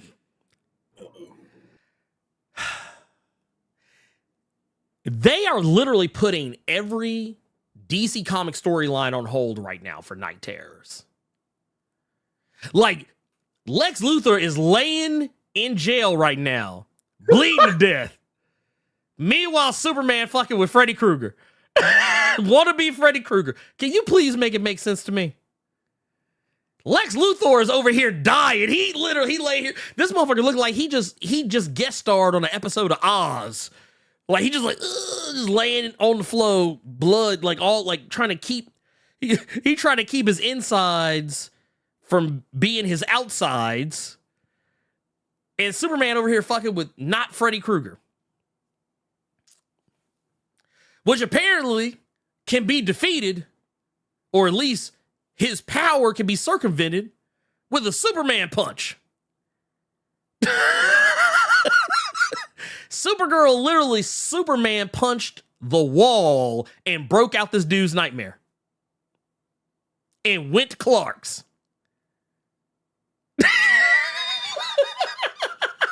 Oh, goddamn. I'm sorry. I'm not gonna lie. Right now, DC has been a hot mess. I might have to stop covering DC for a little bit. I might need to take a break from DC. I might have to take a break from DC because Marvel just treats me so much better sometimes, I feel like. But yeah, that's neither here nor there. Point of the matter is, Talali House is out here putting respect on our name. Wait, wrong one. There it goes. With the 19 months in the silver mine says, love y'all, Blerd Co. I'm here for 100 more years. Goddamn right. We're going to try. I mean, I don't know. It'll be like Futurama. I'll just be a disembodied head in a jar. Man, I'm just trying to sit here and think about like what DC books am I reading right now? You ain't reading shit. And then I'm like, nah, I don't think I am. And I don't think I really have to anymore until Dark Knights of Steel come back. Mm-hmm. That's it. I can go to a comic shop right now and just go buy both hardcovers of Human Target. I don't think I'm reading. I mean, don't get me wrong. I'm enjoying Joshua Williamson's Superman.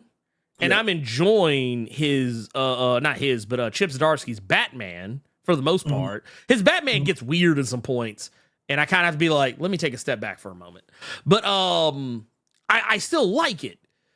I feel like I need to be on drugs when I read it, but I mean, yeah, I gotta hit that edible before I start reading into it. But I'm not going through 86 tie-ins every Tuesday for DC Comics, dog. You know what they trying to do? They trying to outdo Blackest Night. They try to outdo Blackest Night. I forgot about that. DC been chasing the Blackest Nights bandwagon for I don't know how long. Good, my goodness, I forgot about that. But we got Abraham Robinson out here with the $2. Says if Matt Murdock became Spawn. Oh wait, here we go. Put it back. If Matt Murdock became Spawn, I would lose my mind. Hey, Devil Hell's Kitchen. Just saying. If he started hanging out in alleyways, if he started walking around with burnt up skin, looking like Captain Crispy. We got the homie right here, Gabriel the Dark Knight, with the haven't done this in 2 weeks now, so I feel like I'm rusty. Oh, I want to make sure I do this right. I don't want to mess this up. Hold on.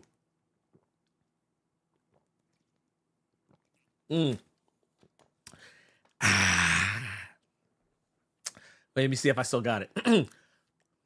Me. Gabriel the Dark Knight with that 1999 super chat. I ain't lost it. I still got it. Happy Saturday, Blurco. Welcome back, Ernie and Carter. Working, but dropping something in the collection plate to show support. I'll catch the full show tomorrow morning. We appreciate you, pimp. Thank you for your stalwart support out here every time, all the time. Just rain. I'm gonna start calling Gabriel the post office. Rain, sleet, or snow. It's always out here for you boys. We also got this one did right by you, Carter. We got Michael DeFonte with the $20. Says, yes, the Blerd Cave. Adding my likes to the likes to get the likes up, like for real. The best time to spend a Saturday afternoon. Hey, we appreciate you, pimp. And I just want to I just want to say, we got 200 likes here. We got 324 people here. We need 100. We need at least 100 more likes in here. Please, thank you. I just want to put that out there in case anyone was curious how I felt about it. We've also got. Oh wait, let me make sure I like that. I'm gonna heart that one. Let's see here what else we got, and then we got. Oh, yep, LJ Brown with the £2 says. So has Lois and Clark Superman show finished? Yes. Yeah, I think it was the season finale. Season. Yeah. Yes. Found out something about that though. Oh, so it is getting another season, but apparently there are going to be some cutbacks made. So a lot of the cast that we're used to, nowhere in this current coming season at all. So they're gonna lose the son.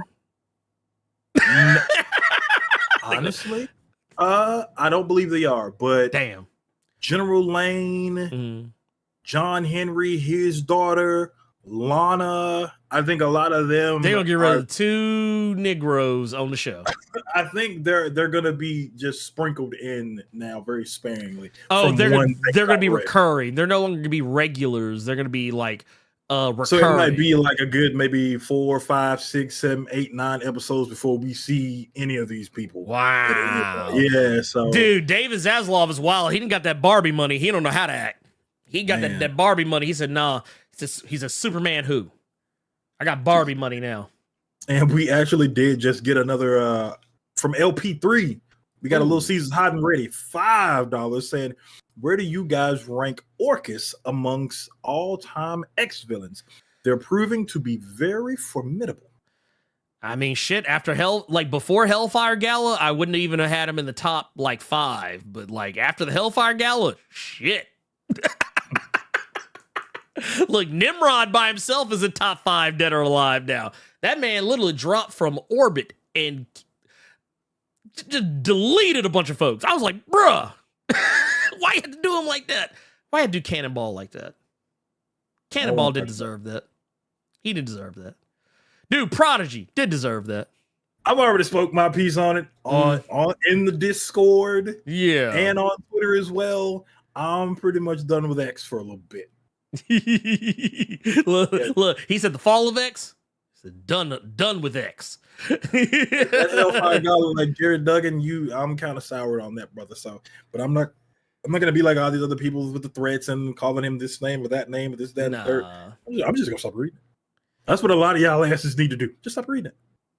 I mean, honestly, that is not a bad idea. Lord, bro. Okay, let's get through these real quick. We got $2 from Chi-Town Dan saying the new cartoon Lois is the smartest in the multiverse. Apparently, you would know more than I would because you on that. You are on Sailor Krypton. We got another $5 from Vampire Hunter Greg saying, Blerd, you were missed last week, my ninja. Oh man, I appreciate you. Thank you for that. And if you weren't feeling the love, you about to feel 20 Blerd Club gifted memberships from 20 Mo from Gearless Mo. My God. Raising the roof. Let's go. Oh, I've seen that in so long. Jesus Christ. So here's what I want to ask you. Yes. Because I'm looking at stuff that I read. Uh-huh. Since we did miss last week, you think we get in with would you want to do what? A quick 1-2 okay of recommendeds this week? Oh, well, we actually got a couple more things I want to talk about before we do that. Oh no, I feel that, but I'm just because it's shit that I read last week. I'm like, damn, I forgot that came out, but we didn't do a thing. I see what you're talking about. Yeah. We can do that. Mine are gonna be easy. So let's jump into our last couple of things. These are real quick. These are more like public service announcements. Okay. So for those that don't know, Lando Calrissian. Yes. One of my, I won't say least favorite black characters of Star Wars, but just as we've gotten more black characters of Star Wars, he's become less interesting in my eyes just by comparison. But no, Lando, apparently, this was some word around the campfire has gotten out that your boy Donald Glover, he back. He back, baby. Okay. I'm happy you're talking about this because you can put me on game. Yeah, go ahead. What's up? Well, no, which is with this, I didn't know what was true and what wasn't. Mm-hmm. And with you being the resident Star Wars guy, you can put me on with what's real, what's not, or how good he was in Solo. So please, yeah. Okay, so I'm gonna be real with you. I know it's real popular to not like Solo, a Star Wars story. I love that movie. I think it's great. Okay. And some people aren't going to want to hear this. I've said it before, so I will say it again. I think Solo is a better live action Cowboy Bebop than we're probably ever going to see. Oh shit! I have never heard you say that. Yeah, I've said. I think I've said it on social media, but I've never I don't know if I've ever said it on the cave. But yeah, like Solo, a Star Wars story, is fun. It's a fun movie. It's fun. It's silly in some spots. It's serious in some spots. It's even heartbreaking a little bit in some spots. I loved what is set up, and I hate the fact that, like, because, okay, Solo is kind of going through right now what's the Amazing Spider-Man effect. A lot of people hated Amazing Spider-Man, like, back when it was on, but then, like, when No Way Home came out, there was that fan campaign, like, man, we need Amazing Spider-Man 3. Andrew Garfield deserves another chance. They're doing that same shit right now with Solo. Since the last year or so, I've seen a lot of people being like, man, Solo's better than y'all gave it credit for. It's better than y'all gave it credit for. And there's even people I've seen who hated it for, like, oh man, this movie isn't bad. It's actually really good. It's really fun. Yeah, it's one of those things. That's what I always say when people have like their immediate knee-jerk reaction takes. Usually if you let them sit for a little bit and think about what it is, that's why, like, a lot of times when we review stuff, I like to kind of sit for a moment and kind of get my thoughts together. Like, I don't want to just like go, like, it's kind of part of the reason why I thought about doing like out of the theater reviews for movies that we cover and then do the Blerd Cave review so I could see just how different my opinion shifted from coming out of the theater to having sat down for like 24 to 48 hours. Which, by the way, I'm kind of sad. There's actually a preview of the new TMNT that's about to happen in 15 minutes that I kind of wanted to go to, but I would rather be here with y'all. So I will go see TMNT later this week. Just to say problematic shit as Solo, a Star Wars story is. Please say it again. Say it again for everybody. Please say it again. It is the live action Cowboy Bebop movie you're not going to get, or a better Cowboy Bebop live action movie than you'll ever get, because that's basically what it is. It's a group of people who are in a lot of ways not inept at what they do, but just shenanigans happen when they try and do shit. And that's what Cowboy Bebop is. Blerd.radio is in the chat right now. That boy's dreads trembled when you said that. I know they did. That boy's dreads just shook in fear when you said that. Dude, I love it. I love Solo. I think Solo's great. I think it's great, and I won't change my mind about that. I have held that belief for a long time. But no, I liked Donald Glover enough in Solo, but you could tell, he was playing, and this is kind of the rub when you play a character that's already established. He kind of had to play the character a certain way. And I think Billy D. Williams' performance of Lando is pretty one note. For the most part, like, he's just, there's no nuance or any like gravitas to his performance. He's just a dude.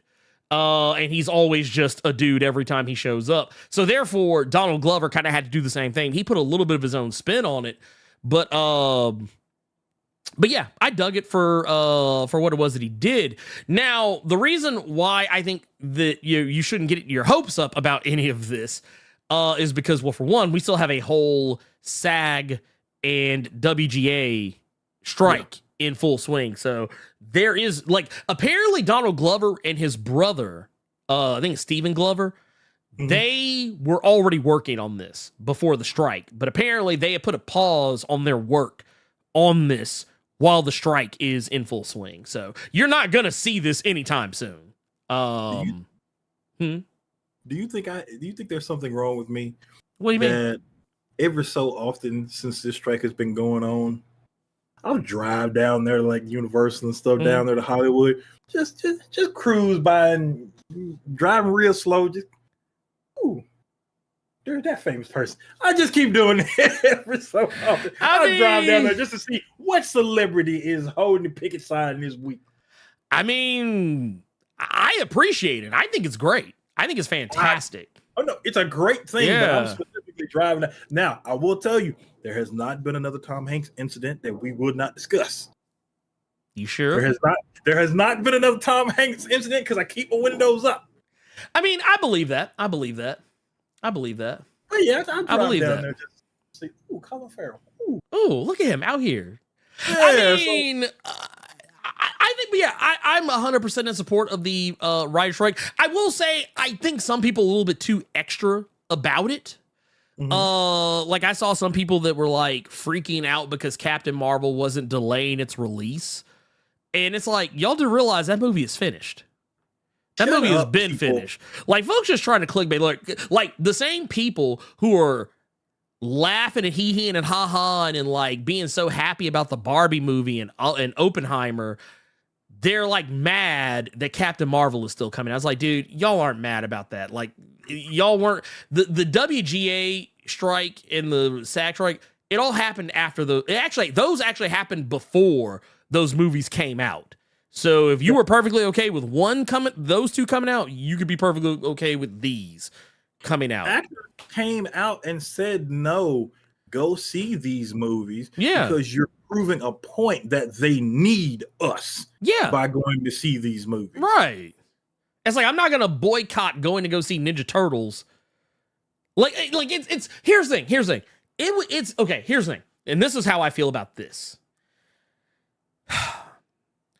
I don't believe that it is incumbent upon me to go out of my way to promote things that would be seen as problematic in the era of a strike. Like, because I saw a lot of like some of our peers who stick more to the movie category of things. Yeah. Like Frankie, Black Gay Comic Geek, talking about like they weren't sure whether they should cover this, that, and the third. And I think that's applaudable. I am not a movie person by trade. We're more comic book based and only really movie TV based when it's in, conjunction with comic books, more or less. But I do think that, yeah, if a movie is done and completed and going to be out in theaters, yes. Now, if it's a movie that was shot while motherfuckers are on strike, or a TV show that was shot while motherfuckers on strike, then I would have a different opinion. But you being a writer, you can actually give me a definition. Have you ever heard of scab writers? Yes. What is that exactly? It's the same thing as when you have strikes in other industries where they bring in people, like when workers, like say you have a factory, the workers go on strike. Well, they'll bring in people who will work, who are just want to get a paycheck. Hey. Okay. Yeah, it's just people that are doing like work for hire. Like they're just bringing in somebody else that is just like, yeah, fuck it, I'll cross the line. So it's like Keanu Reeves in The Replacements. Yeah, basically. Yeah. Okay. Because I was reading General Hospital, with everybody being on strike, they've been hiring scab writers to continue the show. Okay. Yeah, in Hollywood, Hollywood has actually been on the slick trying to get influencers involved in a lot of this, which I think is kind of funny. Yeah. But I will not be that person. I will not be that person. Scab Riders is why we got the second season of Hit. Really? Yes, that is true. Well, okay, I'll tell you what it was. It was actually a combination of things. It was a combination of Scab Riders and, well, actually, no, Heroes more specifically with Scab Riders. So the bad movies you got were oftentimes the directors of said movies writing the movie themselves. Or no, not writing, but like the people who were like producing the movies, writing the movies themselves. It was more of that. Like Transformers was one of those where like they ended up doing something kind of similar, where some of the people that were producing the movie wrote it, and it was like you can tell. It was not good at all. Let's see here. We've got let's see here. We got one here. Bam. Let's see. We got one here that I want to address real quick. We actually got a couple I want to address real quick. We got one here from Gearless Mo out here. Says, thank you for getting those likes up. We appreciate you, pimp. Thank you for that. Coming in here with a hot 20. We also got RZ Parks with 1999 super chat. Says, shout out to Gearless. Gearless out here just making it rain on folks.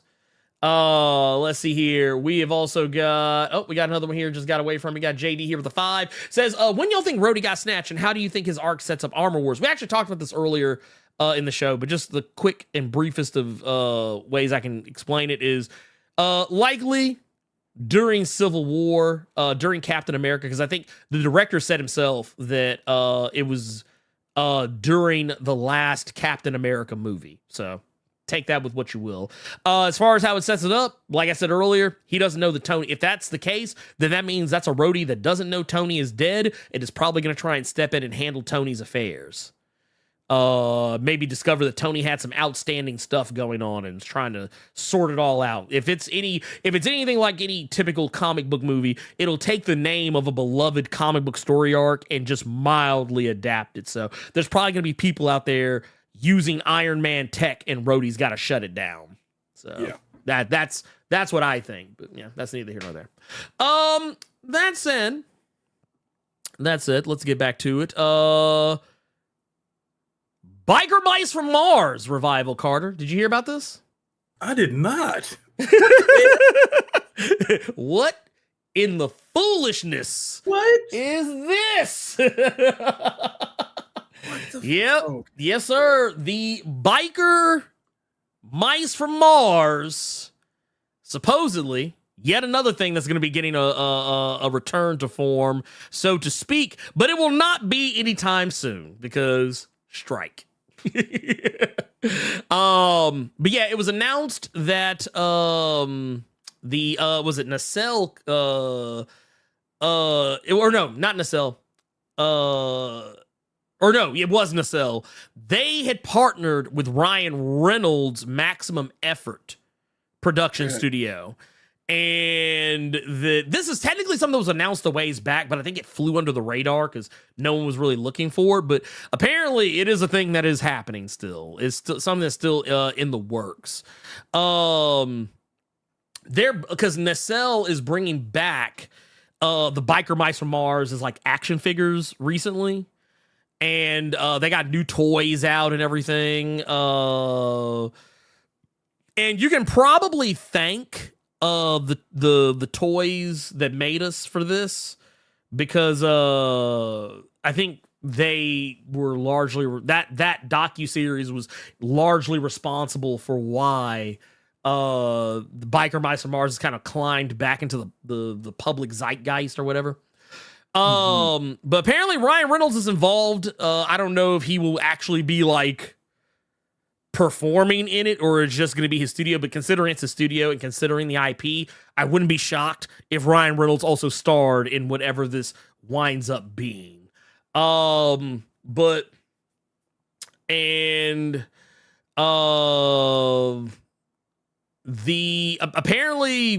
this is very likely going to wind up being a movie. So take that how you will. Blerd Radio says, so we're getting new Teenage Mutant Ninja Turtles and all of their knockoffs. Right? Hey, look. Oh, Lord. Hey, as long as they don't try and revive the next mutation, I'm good. Oh. Y'all don't remember that shit, do you? Are we gonna? So is Emilio Estevez gonna come back in some capacity, and we're gonna get the Mighty Ducks animated series? Something. Look, look. Hey, as long as we don't get this, I'm okay. All right, as long as we don't get this, I'm good. I just don't want this back. Y'all can bring back everything else y'all want, just don't bring this back. Oh, but yeah, that's a thing that's happening. In case you didn't know. Lord. Dude, it's wild out here, ain't it? It's wild. So yeah, we don't really know much else. We just know that it's a thing that's happening. But I do want to say this is actually where we kind of fall into public service announcement territory here. So I said earlier that we were going to you just have like some really quick ones. This is actually a part of it as well. Because the live action Gargoyles that everybody was getting excited about, I got to put some cold water on it. Uh-oh. I got to put some cold water on it, Carter. Uh-oh. That shit ain't happening. Remember, everybody was like, oh, Kenneth Branagh is going to be directing the live action Gargoyles movie. It's getting brought back. Yeah, Greg Weisman came out and said, the devil is a lie. You know what? I'm not even that fucked up about it, just because we got the comic. Yeah, comic's great. So I'm not even that fucked up about that. Yeah, we got the comic. Now, I mean, it's not to say that we aren't getting a Gargoyles live action movie at some point, or a revival of the Gargoyles animated series at some point.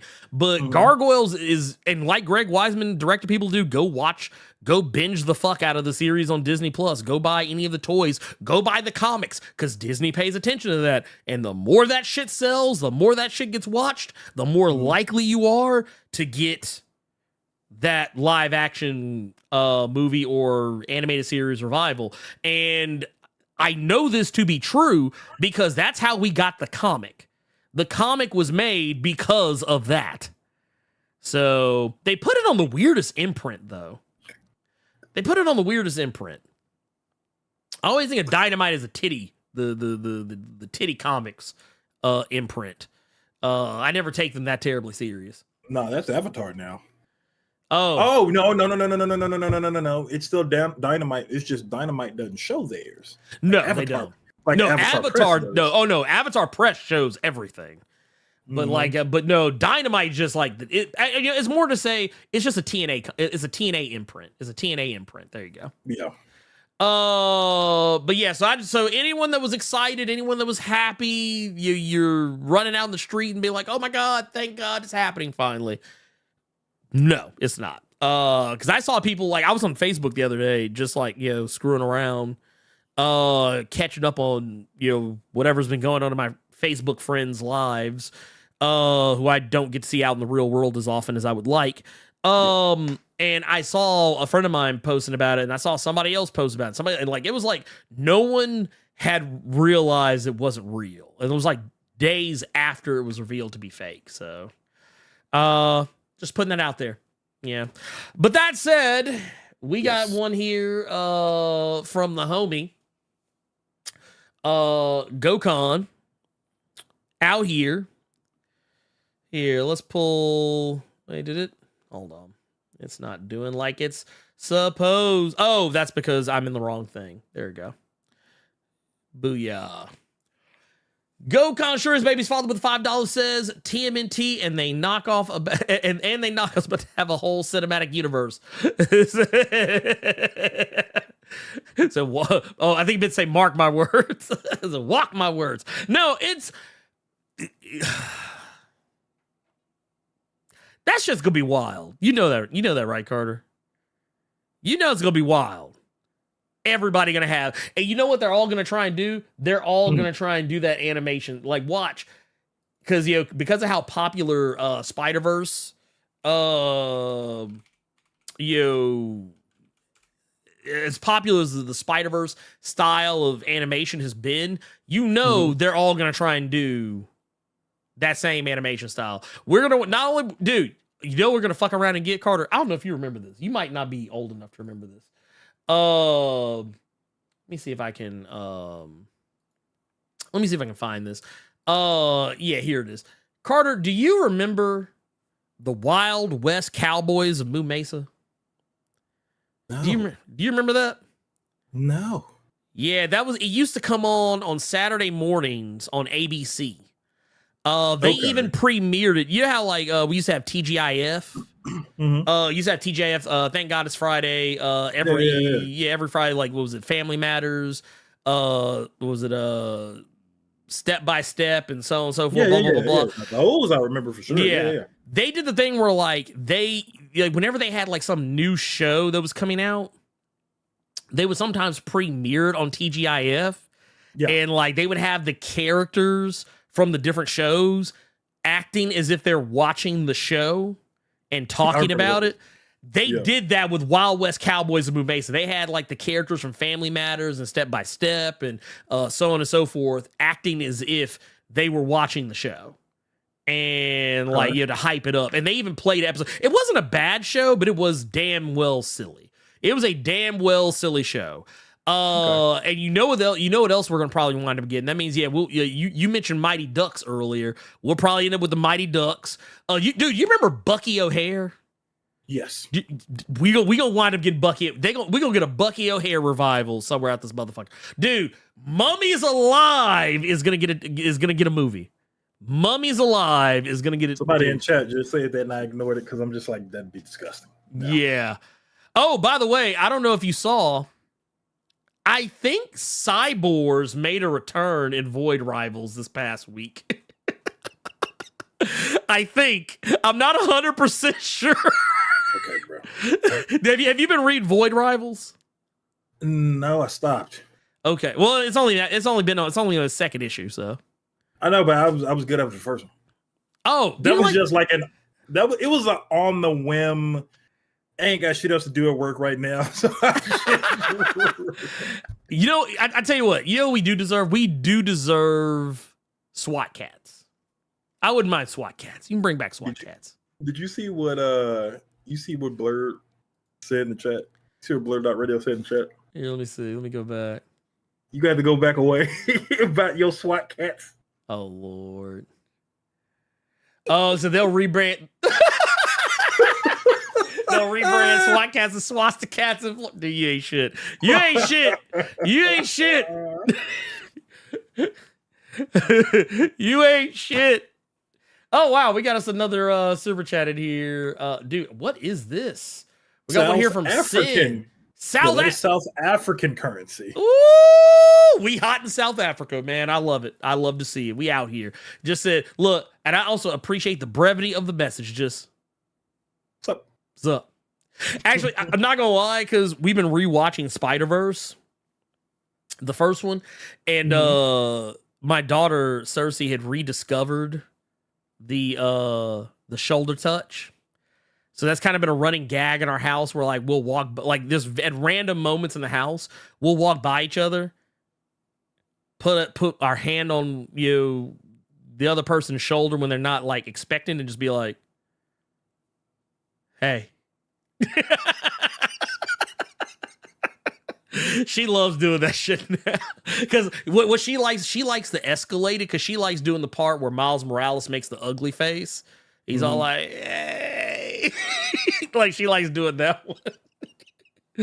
Oh, she's a menace already. God, she's grown up so fast. Oh, God. Wife sent me a picture of her at the hairdressers today because she's getting her hair cut.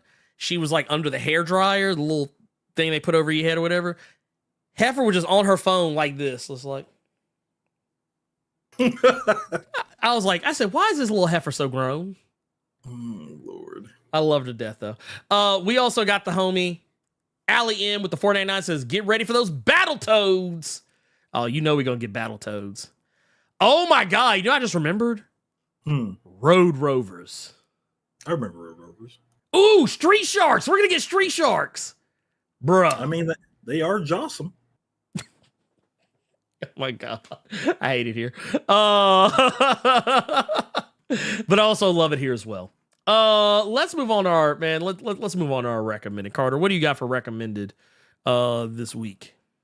So one of mine. Only reason I even gave this book a look, not even gonna lie to you, was because of the Eisner Awards that happened at San Diego Comic-Con, and this won the Best Single Issue Award, and it was from Tom King. Batman One Bad Day, The Riddler is going to be one of my recommended this week. I don't want to spoil it. I'm surprised. I'm shocked that you put it on yours, because I want to say I remembered you not liking them very much. So here's the thing.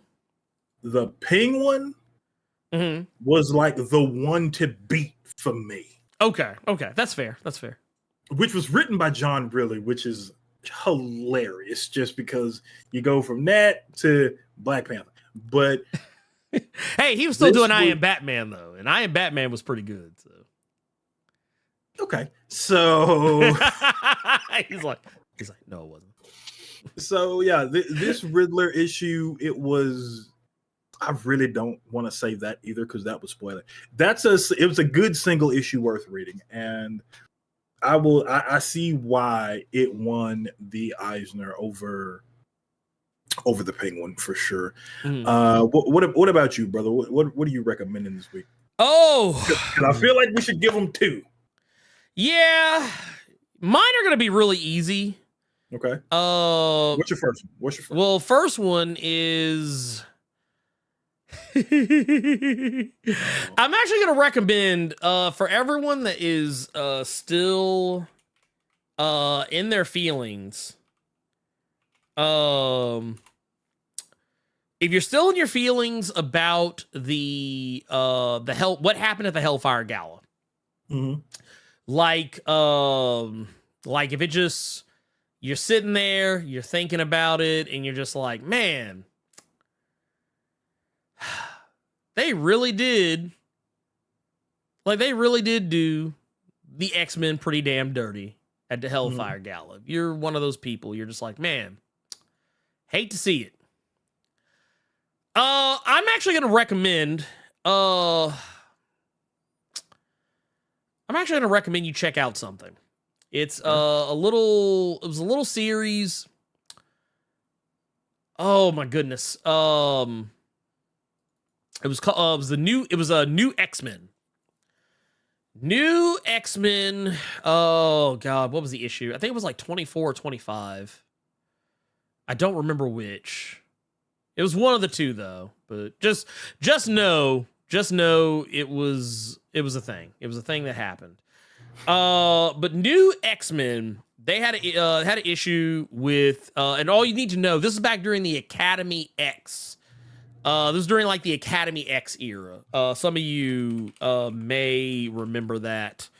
All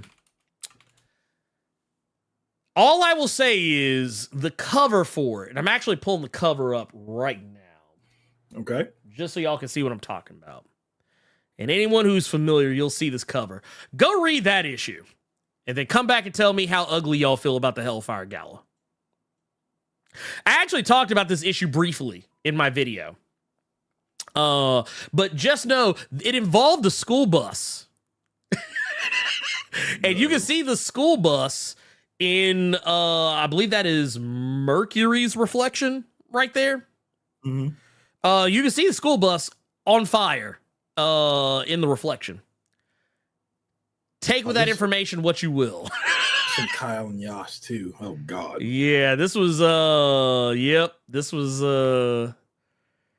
What happened on my shelf right now? Yep, I have their X-Force run. So that already gives me an idea of what to prepare for reading that. Yeah, I don't even want to say what happens in it. Yeah, just know that if you are still the least bit salty about the Hellfire Gala, read that issue, and then you'll be reminded. Like, you know what it is? It's the whole the meme with where dudes at the gallows, He's like, first time, huh? That's what I felt like when everybody was like freaking out about the Hellfire Gala. I was like, first massacre, huh? I was like, this ain't the first one. It's actually, even though they don't always call them a mutant massacre, there's been several. Mm-hmm. There was the mutant massacre of the Morlocks. There was the mutant massacre of Genosha, which is often referred to as the Genoshan massacre. There's also technically the decimation is considered a mutant massacre, even though no one really actually died from it. I mean, some did, but a lot of mutants got completely removed.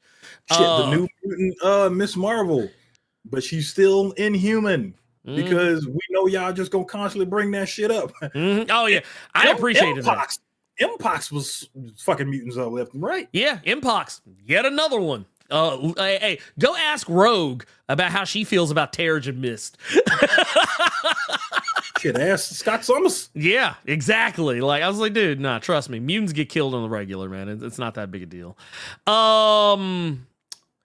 What else do you got, Carter? You say you got a second one?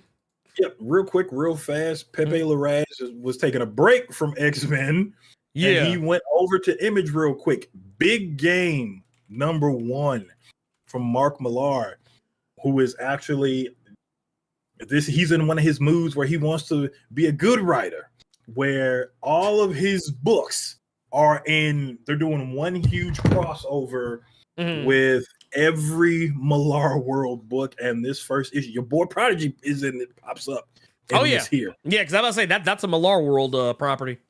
Yeah, your boy Prodigy popped up in this another book that you're really enjoying. The Ambassadors, they pop up. Somebody gets clapped. I don't know how you gonna feel about it. I'm gonna ask you when the show is done. Lord. One of those Millar books you probably forgot about. Starlight pops up. Chrononauts pops up.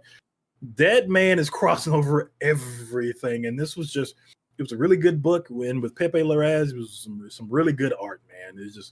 This was a good #1, and we got 4 more issues left, so I can't wait to see where they're gonna go with this one. What about you, Mr. Blerd Without Fear? Mine is not going to be a comic book, but it will be a movie. Okay. I'm going to recommend you go see the Barbie movie. I really fucking love this movie. And I can say that as a guy who never played with not one Barbie, was never in the house with anyone who had a Barbie, because I had no sisters. At least none that lived in the same house with me. I had half sisters and stepsisters, but no like whole sisters who were actually like in the same household. This movie is amazing. Yeah. It is amazing. It is fucking amazing. It shouldn't work either. It should not work. It's one of those things that, like, you know how like they had the tagline that they were like, if you love Barbie, you'll love this movie. If you hate Barbie, you'll love this movie. Okay. Because it's one of those movies that's able to walk and chew bubblegum at the same time. Like, it can celebrate Barbie and at the same time, and sometimes even within the same breath, make fun of how ridiculous Barbie has been and can be. Like, you took your daughter to see this, right? Actually, I did not. But she did go see it. She went to go see it. She went with her friends to go see it. She has a couple of friends who are about the same age as her, like 7 going on 8. They went to go see the movie with one of her friends' parents. Okay. And because we were going to take her, but she really wanted to go with her friends. And we're like, yo, you do you. Me and Cynthia, we still wanted to go. So we went with one of my sister-in-laws together to go see it. And dude, it was like, I'm not gonna lie, I was laughing, I was cackling, I was crying. I wouldn't there were I am secure in my manhood. I don't care what people think of me saying that I cried. It is, if you are a man who cannot admit to have cried watching something, you have bigger problems than I do. But that said, it was heartfelt. There were moments in it that, like, I was like, man, this is so cool that something like this is being made. And like some of the messaging and things that are brought up in it are really awesome. And yeah, I think honestly, you have to be about a cold-hearted, I would say cold and dead-hearted motherfucker to not find something to like about this movie. Elite X1 just said something in the chat, and it was something that you and I talked about beforehand. Just with you saying your little girl went and saw this movie, did you have an issue with her going to see this movie? Because Elite X1 was saying that this ain't a kid's movie, Carter, not even at all. Well, no, it has. Okay, so here's the thing, and this is why I was okay with Cersei going to go see it. Cersei has watched way worse things with us. Okay.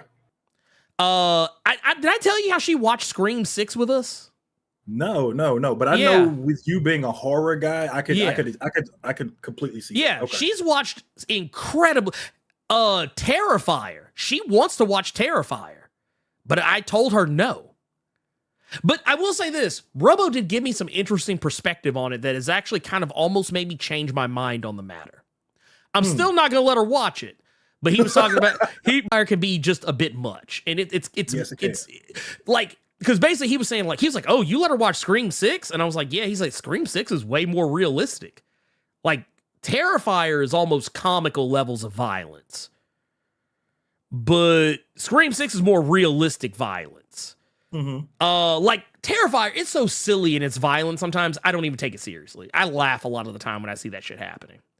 I don't be like, ooh, no, I'm like, like when the chick gets sawed in half from the vagina down. See, and that's where my mind went. You think she'd be okay seeing that? No, she would probably be freaked out by it. That's why I'm not going to let her see it. But but we've watched things that, like, cause hell, we watch Yellowstone around her. We watch, like, what was one of the other shows that we watched around her where it's not necessarily like violent or like, like any gratuity or anything going on, but like Poker Face. I watch Poker Face around her. I mean, not that, that's, super violent, but I mean, like, it's one of those shows where like they say a lot of shit. There's a lot of like, jokes that have a lot of innuendo in them, and some of them are just blatantly obvious. But the thing is, the sister that went back in time. No, that's the one where that's the one with the actress. I mean. Oh, yeah, the actress. Yeah. Okay, I know what you're talking about now. Was it Nichelle Nichols? I think is her name. I can't remember. Okay. But yeah. Russian Doll is what you're thinking about. Yeah, that actress. But no, it doesn't bother me. Because honestly, I grew up with stuff like that. I grew up watching movies that my mom watched. I was watching Beverly Hills Cop and Golden Child and Predator when I was a kid. Like a young kid, like younger than her. I was watching I'm Gonna Get You Sucker and all this other stuff like when I was a kid. So yeah, I mean, there's some jokes in there. Like there's the beach off joke that kind of, gets brought up multiple times. There's jokes about there's a gag at the very end of the movie, but it's like my daughter knows what a vagina is. She's aware. She has one. It's not funny to her. She thinks butts are funny. She thinks booties are hilarious. And there's like a couple of jokes where they bring up penis and vagina, but like it's not like it's something like she's aware. She's aware of these things. She knows these things exist, even if she doesn't fully grasp what they exist for. But yeah, she loved it. She thought it was great.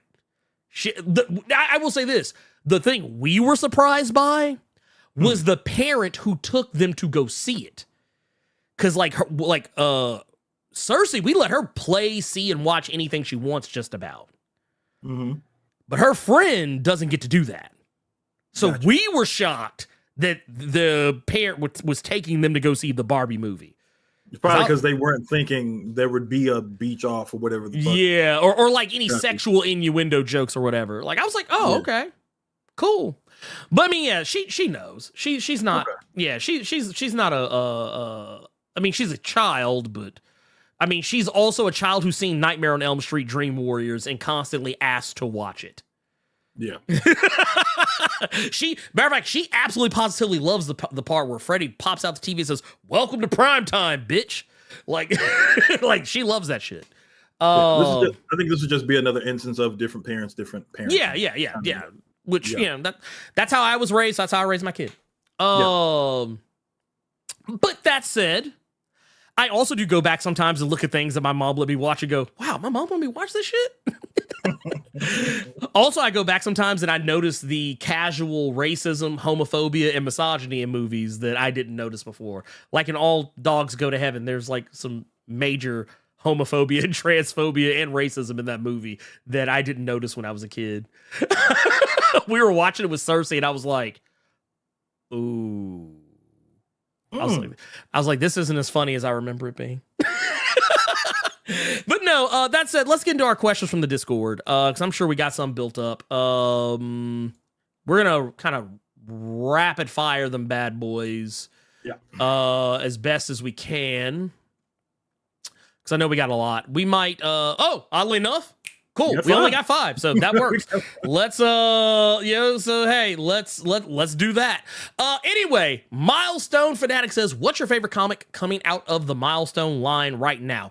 Right now it's Static Shadows of Dakota. Really is the only comic that's current right now. All the rest of them are done. I liked Blood Syndicate a lot though. I like Blood Syndicate a lot. I liked Icon of Rocket and Hardware, whatnot. I would definitely say though, Static Shadows of Dakota is the best one so far for me right now. What about you, Carter? No, I'm right there with you. Like Static is the one to beat, considering I didn't really pay no mind to the first volume, but which is funny because of how much callback there is to the first one. Icon versus Hardware ended. What was the ending to that? I don't remember. Good Lord, they I have to fumbled the bag. Ooh, Lord. Yeah, well, you know what? You know what it is? Did it come out? Because I don't remember it coming out. An ending for I don't remember. Here, I'm actually looking it up right now just to see, like, here, let me see. Icon versus Hardware. Number 4. Let's see. No, it's not out yet, I don't think. Oh, wow. No, it's not over yet. It's not over yet. There's still 2 more issues. The next issue comes out on August 15th. It's been a while between issues is the problem. Okay. And actually I have another one here that says October 2023, so take that how you wanna. So it might just be getting delayed.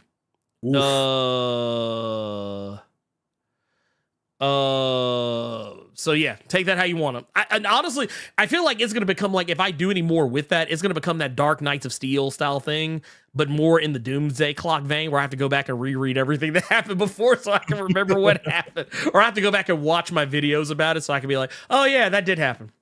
Yeah. Here's the thing. I have a fantastic memory. My memory is almost entirely a steel trap. If I've read, or especially if I've done a video about something, I remember it almost with picture perfect clarity. Yeah. I may not remember everything I said, but I can recall most of what I said or what I saw if I read it or watched it or something like that. But every now and again, sometimes the things just don't, just blow up for me. As far as like how much I enjoyed it, then sometimes I won't. Just take that how you want to. The homie Melvin says, good afternoon, brothers and sisters, Blerd Koa. Hope all is good in your hood, and y'all bet. Get those likes up, or your mom is a trout mouth hoe. Ooh. Damn, trout mouth. I have not heard that expression in a long time. Goddamn. It says, all right, here's the question. What Blaxploitation movie would you like to see in comic book or animated format? The idea came to me while I was watching Truck Turner starring Isaac Hayes. Good funny movie and great soundtrack. Peace, love, and shea butter grease. Dolomite. Yeah, Dolomite would be a good one. I'm not gonna lie, the first thing that came to my mind was JD's Revenge. I would love to see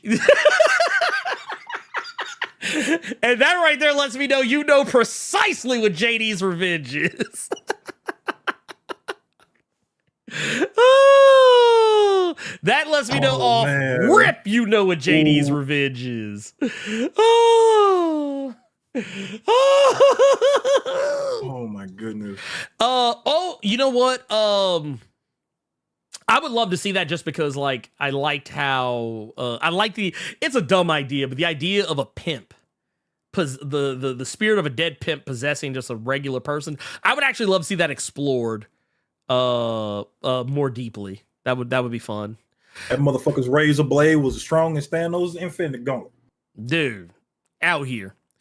Oh man. Qdoma says, greetings, Blerd, hope all is well. My question of the day is there a sequel to 2022 series Kamen Rider Black Sun as to what happened with the girl who took over the fight when Black Sun died? I really like this one a lot because it's so relatable to the real world. I don't know if they're going to do a sequel to that, to Kamen Rider Black Sun.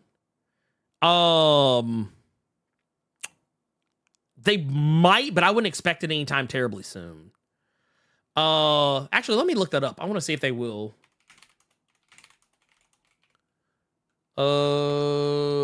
Let's see here. That is not what I thought it was.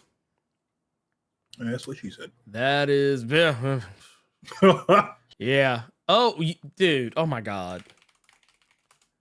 I hate Google sometimes. Let's see here. I'm looking it up now to see if like there's any news or musings about like a sequel or anything. So far nothing's been said, but that doesn't mean anything, so we could very well get something down the stretch. Let's see. We got another one here from Big Boy 71. Says, greetings, my fellow Blerd Coens. Is there any truth to the rumor that we'll see Blue Marvel in the Marvels? I think it would totally make sense for him to make his MCU debut in this movie. I agree, but I'm not expecting it. Yeah, I think that's just wishful thinking from us. Yeah. Here's what I will say, because the movie is fast approaching.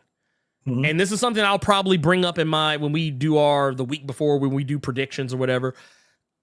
I do think we'll get a reference to Blue Marvel. Okay. I think we could get a reference to him. I don't think we'll see him because that'd be too many. Because, I mean, I'm not going to lie. It's going to sound crazy for me to say, but it would be too many characters trying to exist in one movie. Because we've already got Monica Rambeau, Carol Danvers. We got Kamala Khan, as well as a new villain that no one's going to know who the hell they are. Yeah, you and I both said that like he needs either his own thing or somewhere else. Yeah, the movie already has a lot going on with it. Yeah, it's too much. It's too much. It would. Remember what we said about Ant-Man and the Wasp, Quantumania? It would be the same thing. Too many characters. Too many characters. You drag the movie down. Like, because what ends up happening is, I want Blue Marvel to be in a position where he gets to have the most shine possible. Now, that would be in a TV show or a movie, because that means he would get ample time. If he shows up in somebody else's stuff first, which I'm perfectly fine with that, I would rather it be something where he's not just one of a bunch of different people that are showing up. I want him to be like if he's going to show, like, let's say, I'm not saying this is happening. I don't want anybody to clip this and be like, oh man, Blerd said it. He said it. And all of a sudden, Kevin Feige comes looking for me. No. If we got a Black Panther 3, or let's say it happened in Armor Wars, and Blue Marvel shows up. If Blue Marvel was one of the only like major superheroes that showed up, I would like that a lot better than him being in a movie with like 20 other people. Okay. If that makes any sense. Yep. Next one, last one from the Discord. Says, this is Jay Dizzle, says, hey brothers! One of the things I was expecting in the gala this year was the reveal that Colossus was a mole. Where do you think that storyline gets wrapped up, and were there other plot lines you were expecting that didn't go the way you thought they would? Also, where is Lila Cheney? Thanks. Well, she was on Sword. I don't know where she is now. She was a part of the, I think she was a part of the teleport team for Sword. If I'm remembering their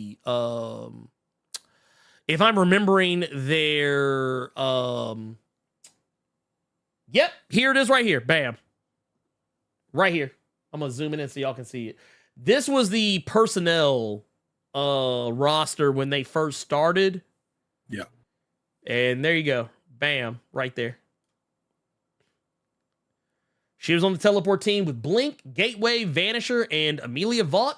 That was led by Manifold. So there you go.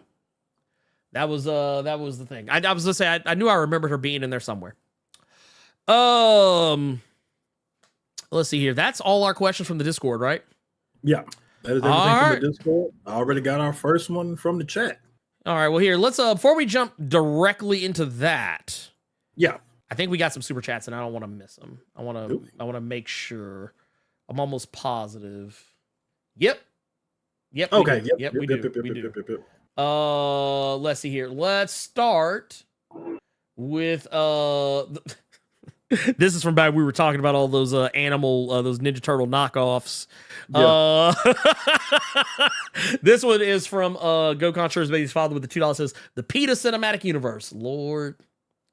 We also got Jonathan Stewart with the $5 says Black Star and Thundar. Did y'all watch They Clone Tyrone? I think the writer was feeling more X's plan for mutants. Yeah, so yes, we did watch They Clone Tyrone. I love that movie. Which one of us is Black Star? I don't know. Now I'm thinking about it. Now, like, you know, honestly, I'm sitting here thinking about it now. I'm like, yeah, which one? It's okay. It's okay. We I tell you what, you can have all right, I could be Black Star on Mondays, Wednesdays, and Fridays. You can be Black Star Tuesdays, Thursdays, and Saturdays, and we'll rotate every other Sunday. There you go. We just switch it up. That way it don't even matter. The fact that that's the first thing that you thought of makes me think that the days you picked are better suited for you. That's not fair. Hey, you get Saturday. That's the day when everything's going down. It's hot. It's hot. What are we talking about? It's hot as hell up here, dog. That is true. Yeah. Well, you told me about the AC situation. I was like, yeah, no. Yes, sir. Let's get this $2 super chat from JD saying it's not that it's the first time, but it's a trope. I'm trying to remember what we were talking about. They're talking about the mutant massacre stuff. Got you. I mean, it's a trope, but I mean, I'm okay with it. I don't care. Like, I don't take it that seriously. I don't take it that seriously. Like as a guy who is terminally dialed in, like I say terminally, I mean terminally dialed in. If you were to remove an X-Men comic from my hand, I would probably fucking die. I am terminally fucking dialed into this shit to the point where it's like, I just don't care. Like, it doesn't bother me. Like, I've lived long enough that I have seen everything that they could possibly do. I don't like that they just immediately killed the X-Men team. I still agree that that's a terrible idea, but I do not like, I mean, here's the thing. It's like I said on Twitter, the villains have to win at some point. If you go against the villain for 3 years and the villain not one time gets one over on you, are they really a good villain? Every villain kind of has to get you at least once. And sometimes they have to get you really good. If this was the only way that anyone would take that shit seriously, because I'm going to be real with you. I can't tell you how many times I saw people in this very chat and in comments for all the videos I do say, Orcas don't seem like they're that big of a threat. Well, guess what? I bet you take the motherfuckers more seriously now.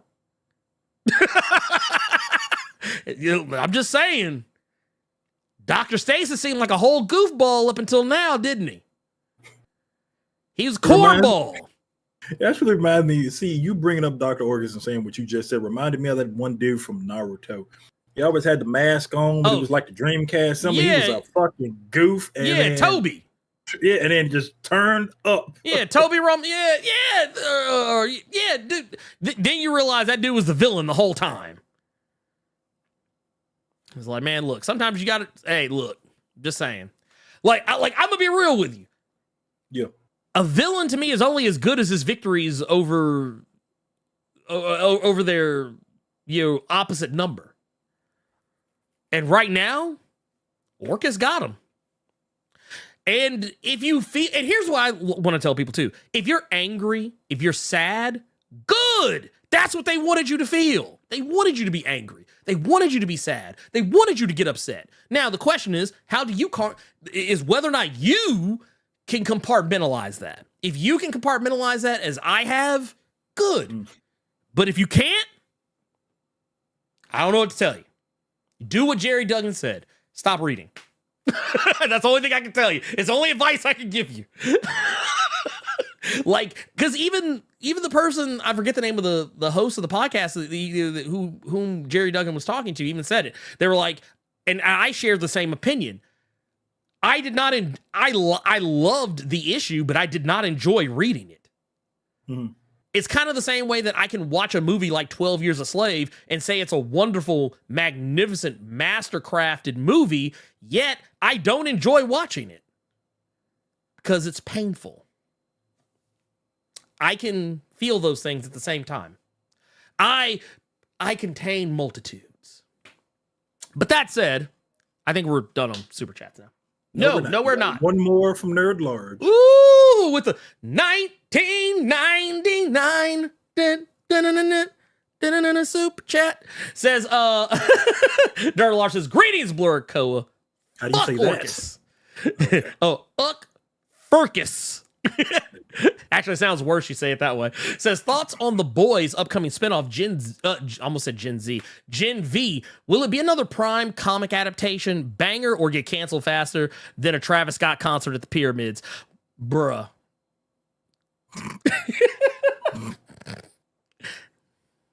You wrong for that. I think it'll be fine. I'm not gonna lie. I'm not excited for this one. I'm excited for the people who are excited for it, though. But I'm not excited for it.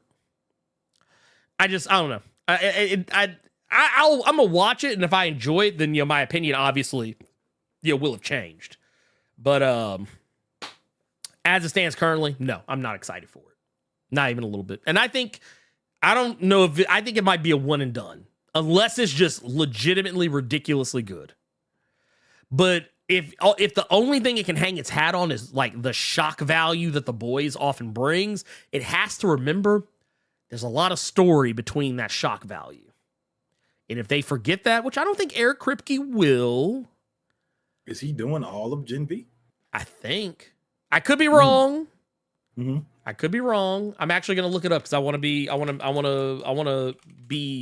100% in my assertion for this. Actually, no. Right. Not. The creator is Craig Rosenberg. And I'm trying to see like if we got like a list of like writers or anything like that. Anybody who's like, looking for like all the technical mumbo jumbo or whatever. Yeah. I don't think actually, now that I'm looking at it, I think I just became a little bit more worried for I was gonna say when you said Kripke wasn't doing it, I could tell by the look on your face, you're like, oh shit. Yeah, I think my mind has now changed. Here, I'm pulling up writer credits. Yeah. He wrote one episode. I don't know. No, Gen V. Oh, Eric Kripke only did one episode. Yeah, of the boys. yeah, he only did one episode. It was probably just a premiere. Yeah, so actually, and he's only he has both written and directed one episode. No, lies. He had no directing. He's just written one episode of Gen V. So yeah, I am a little less anxious for this one now than I already was, and I was not anxious for it at all. So I'd rather watch Warren Ellis's Castlevania with his canceled ass. Boy. Yeah. If that show goes into Symphony of the Night for like the next or like a season down the line, oh my God. Yeah. I'm going back and pulling up some questions. Man, I'm not gonna lie, I see multiple questions from a lot of people. I'm just gonna go back to the beginning of it and we'll work our way down. Remember, don't forget, y'all, one question per person. One question per person. I don't want it to become dominated. So yeah, as I said, 5 questions. I think we have enough in here to do that. So let's get to it. Here we go. First one from Bill says, question. An X-Men Hellfire Gala one-shot, do you think Krakoa, which is in the Pacific Ocean, is really stolen, when in reality, it is the Atlantic Ocean portion of Krakoa that is stolen by Mother Righteous? Good question. I don't know, because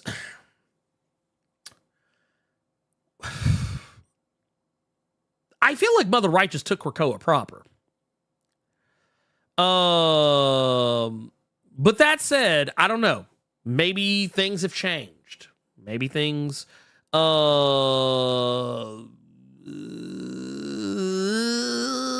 don't know, maybe. Personally, it might have been an oversight, but I feel like oversights rarely happen.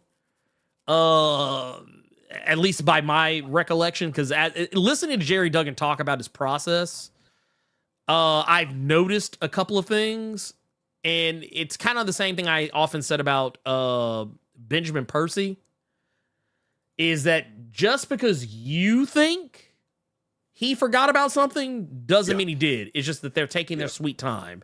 And if they say or do something, then it was probably on purpose. There's probably a reason for it. But I think, honestly, too early to tell. But I think we will get an answer. We will get an answer. It just might not be an answer that we will like. LP3 says, question, are you guys familiar with Zoe Thorogood? If so, do you have any recommendations for her? She won a bunch of Eisner awards this year. Zoe Thorogood, I keep always feeling like, you know what? Because I'm going to tell you what happened. I remember Comic Book Herald did a video talking about one of her books, I believe. I could be wrong. I think it was It's Lonely at the Center of the Earth. I'm not as terribly familiar with her work. It's Lonely at the Center of the Earth I've read. I haven't read anything else by her specifically. But I hear she's a rising star. She is a rising star, and deservedly so. So, but I will definitely say, if you have not read It's Lonely at the Center of the Earth, which if you are looking for it, I'm trying to see if I actually find here you go. Because if I'm not mistaken, I believe she writes and draws her comics. Yeah, there it is. Yeah, It's Lonely at the Center of the Earth. But that's it right there. It's a really good comic, and I will definitely say, though, it'll fuck with your emotions. So don't go into it like thinking you're gonna walk out like happier for the experience. I mean, it has happy moments, but yeah. All right, I'm going back down the line. I'm looking. We've already answered a question from them. Detrick Morton, we got a question. Says, how many people didn't realize that the Juggernaut was beaten by Nimrod so easily because the Sidorak's power isn't in him anymore, just the suit, or has that changed? As I remember it, and Carter, correct me if I'm wrong, please. Because I believe you and I both were pretty high on the Fabian Nicieza miniseries, which, by the way, have they ever released that collected? Have they released that collected? I don't know if they did. It's a very good question. But basically, the way I understand it, I think he still has the power. I think. No. I think it's just not the same way as it was before. Like, he doesn't have the gem. He has something else. It's a suit that's the Crimson Bands of Sidorak. Yeah. It's not the he doesn't have the Crimson Gem. It's the bands. Which, I mean, in a roundabout way, it's kind of like having the same thing without exactly having the same thing. Like, he's no longer the avatar of Sidorak or anything of that nature. But that doesn't make him... I mean, it wouldn't have mattered. Nimrod still would have beat the bullshit out of him.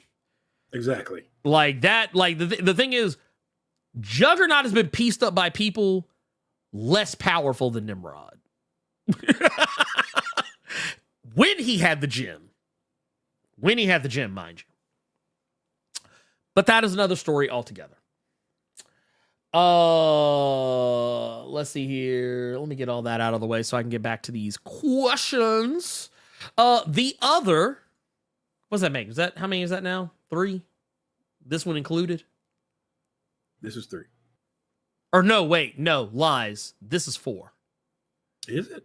Yeah, because we answered one from Bill, answered one from LP3, answered one from Dietrich Morden. This is the other. Oh, so shit. yeah, Okay. 4. Yep, We're flying. We're flying. It says, question: what movie did you see as a kid that scared you all the way into adulthood? For me, it was The Prince of Darkness. Dude, that movie is pretty fucking wild.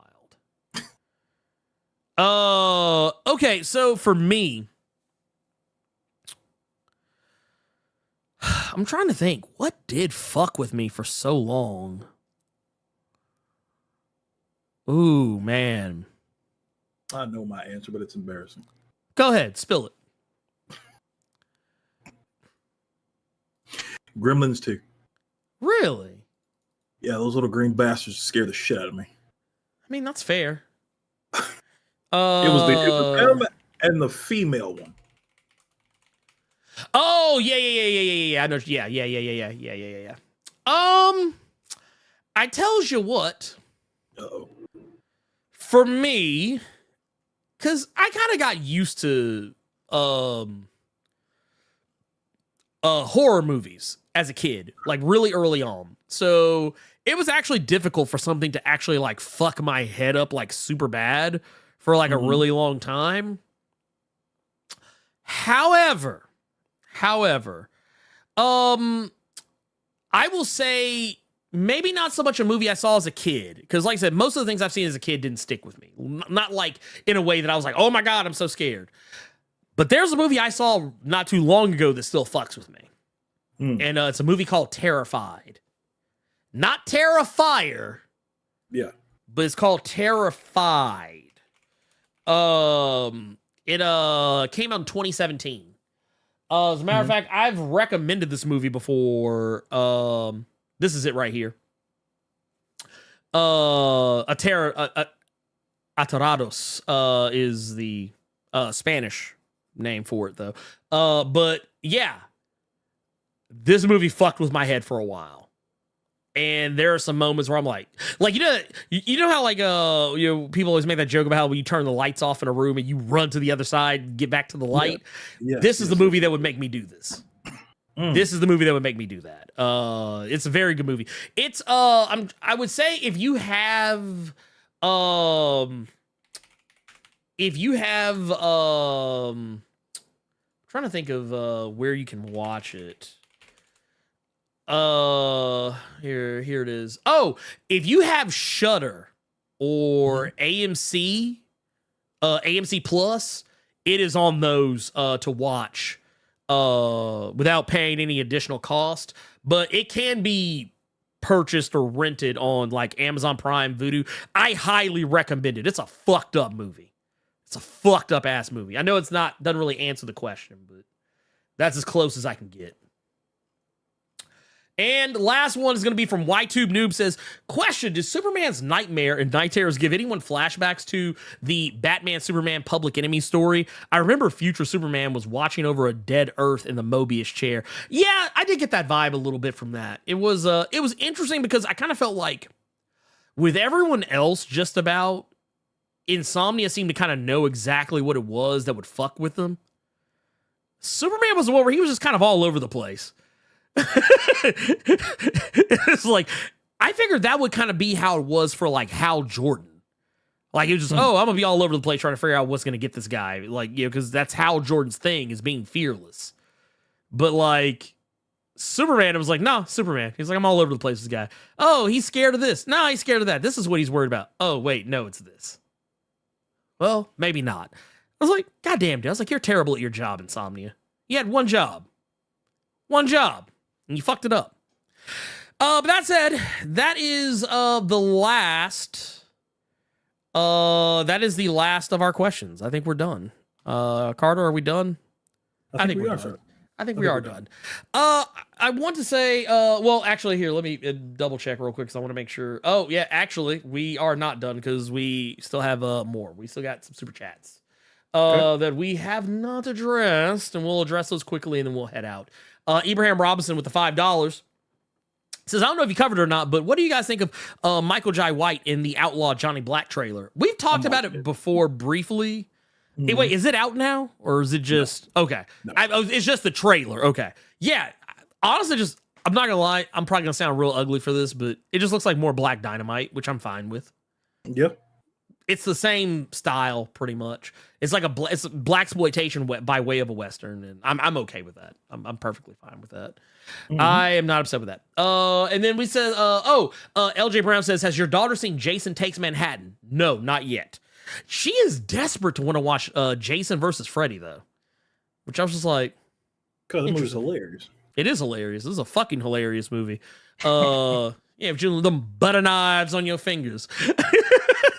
But no, she loves watching the Nightmare on Elm Street movies. But I will definitely say Dream Warriors is her favorite one so far. And she likes Halloween. She likes Halloween, too. She loves Scream. And Friday the 13th is kind of a blind spot for her. We're kind of just now getting her into like Friday 13th. But yeah, Jason Takes Manhattan is definitely one of the ones that I'm going to make her watch. And I think the curiosity, oddly enough, was actually sparked because of a board game we were playing the other night called Actually. Some of you may or may not be familiar with like the College Humor version of the show, but there was a question in the horror category about Friday 13th, and it got her curious. But that said, yes, now we are caught up. Okay. We gotta get out of here. I have ribs to go grill and wife's booty to go touch. So, I killed Carter. But that said, thank you all so much. All the people who were hanging out with us, the lurkers, the chatters, the super chatters, our patrons, channel members, everyone who was patient and waited for our return after a very involuntary break. And yeah, I just want to say thank you all so much for being awesome, being great. I also hope you guys like the new little cuts that I've been putting in to encourage people to like and subscribe, because I don't think I'm going to stop doing them anytime soon. Even though there's a video I'm probably about to put out, maybe, that won't have one. Take that as you will. I think I didn't put one in the last video I put out for like the Iron Man one. I think that's one that didn't have one, but that was because I forgot. I was just railing off videos. But it was one of 5 videos I shot in the span of an hour. But yeah, hang around. Hit that subscribe button if you haven't already done so. Hit the like button if you have not already done so. And yeah, that's all we got. We're going to get out of here. I love you all. 3,000. For Carter Presents, I'm the Blerd Without Fear. And you know what? I don't get to say this very often, but MLG and W and Xfinity, you can go to hell.